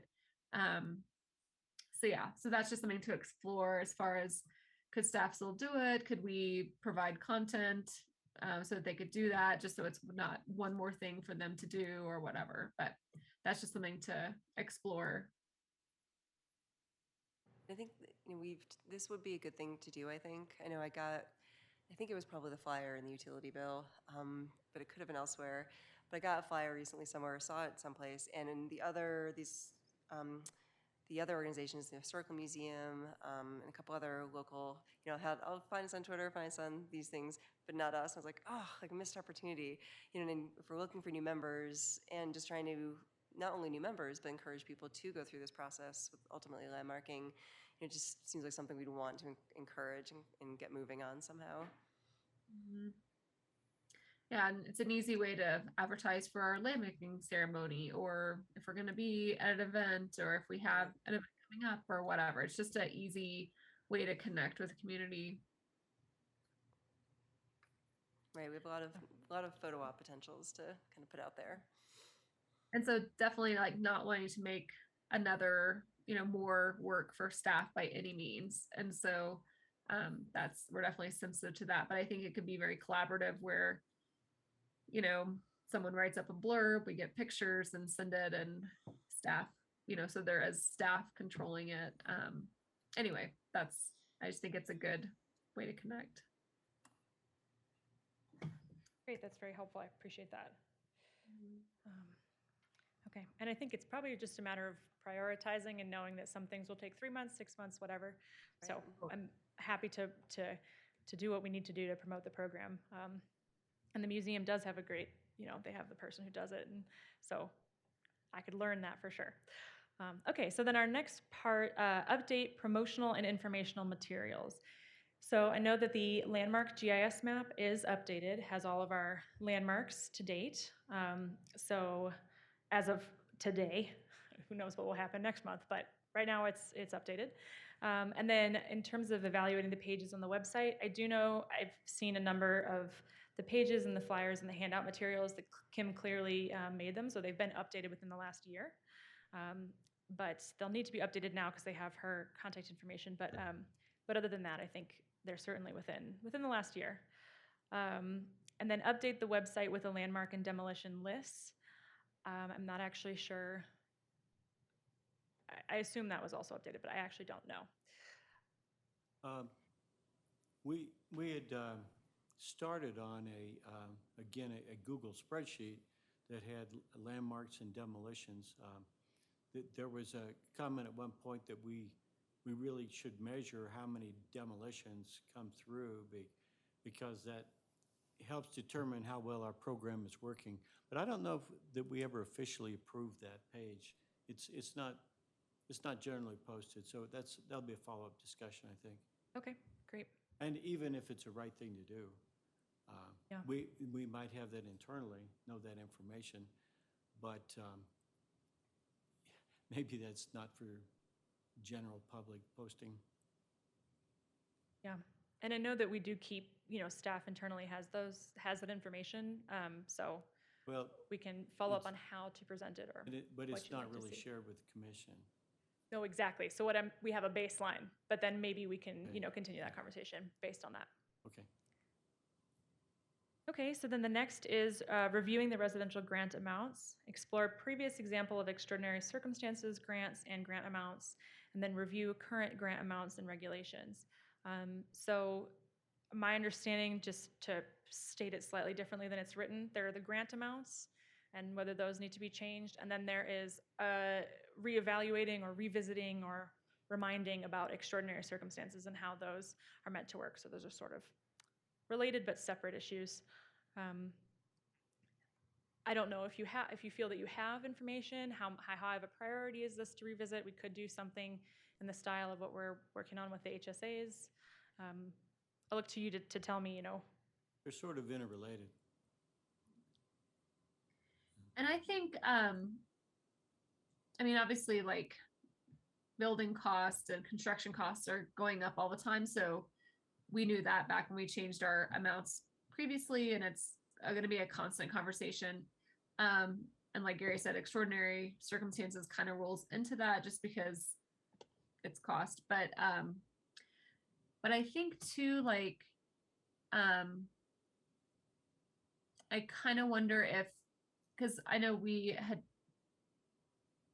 at the beginning of the year, we usually kind of ideally do a kind of overview of our program, that kind of thing with new commissioners and just start the year. And I kind of wonder if this would be kind of a time to roll that into there, just as like education about like, here's what our program is, like, here's what the amounts were, here's what they are now, and kind of talk about extraordinary circumstances also, as far as just some of the overarching ideals of why certain amounts aren't set, that kind of thing. I just don't know if we should talk about that without a full commission, like just if there's any chance that we could have more input, and if that makes sense at all.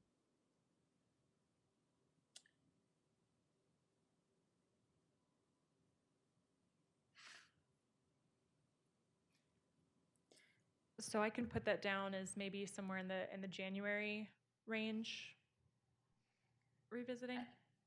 I think that would be logical. If commissioners feel like it's more pertinent, like we can definitely bring it forward if we have time in the schedule or whatever. But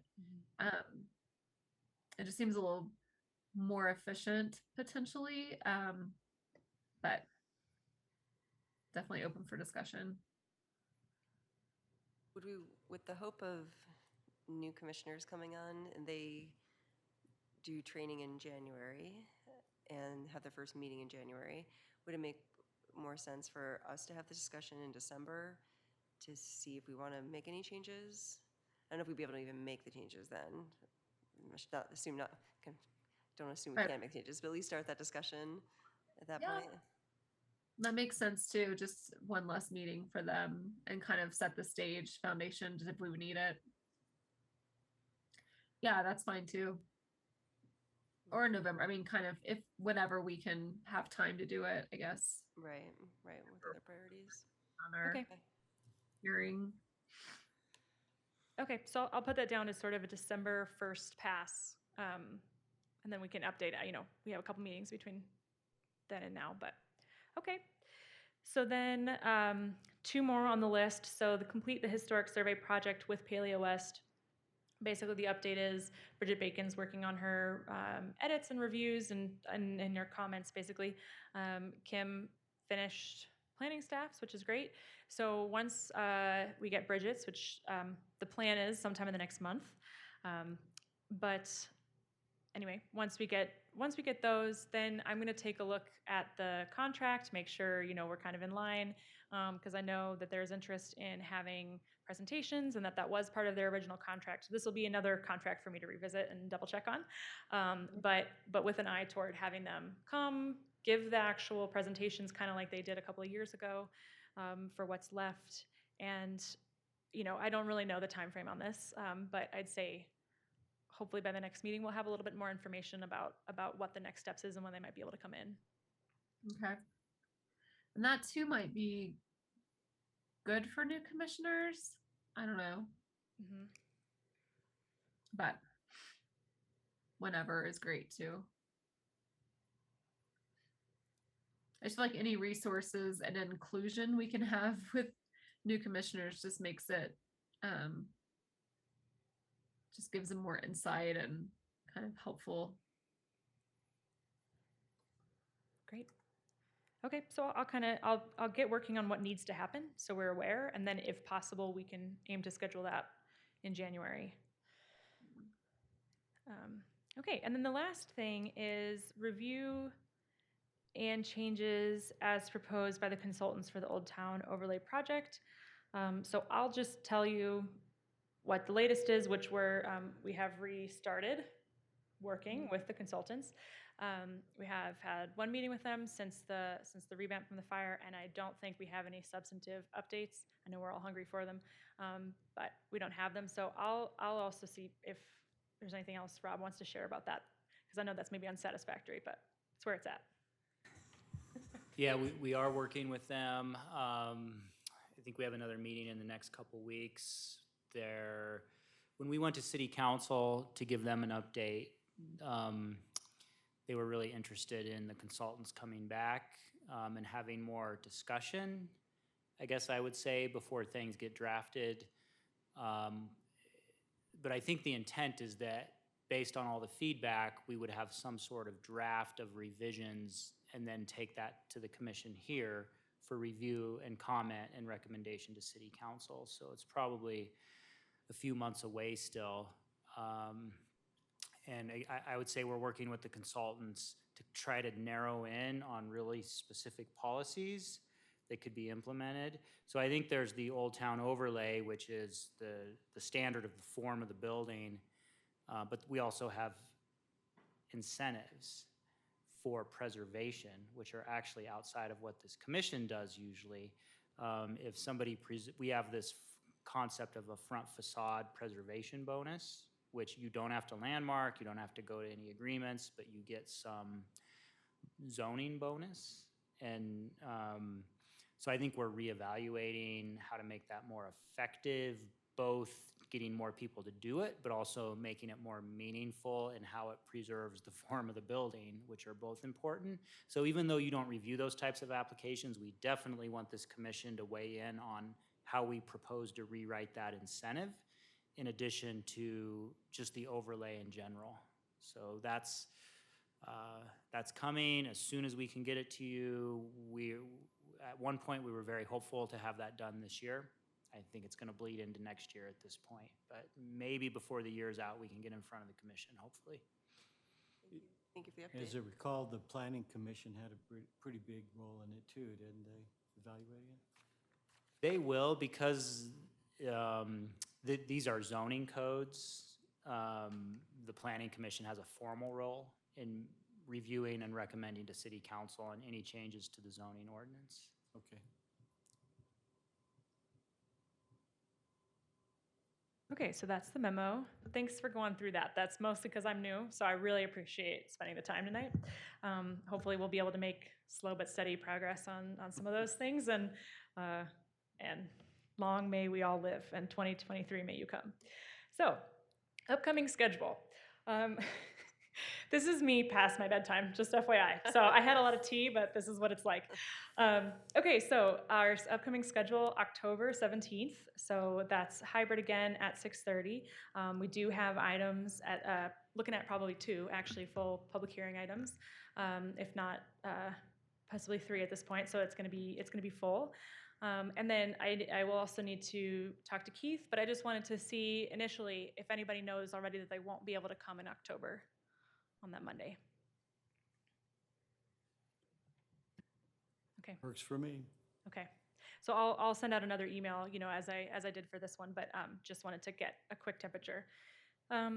Okay, so I think the last thing before this part is done is just for me to introduce myself in a more formal way, so you all know. I know we know each other, but I just kind of want to give a little bit of my background. So I have an undergrad in history, and then I worked for a museum in New York for 2 years doing, so when you were talking about like the corners and how to, aspect ratio, all of that, that's very much from my museum background. I've spent a lot of time doing that.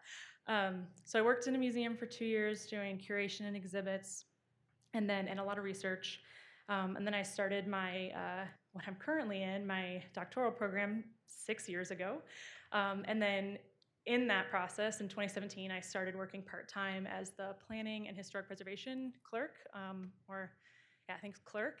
And so in that's how I know all of you, listening to all of your lovely voices for many, many hours in hearings, and then again to make the minutes.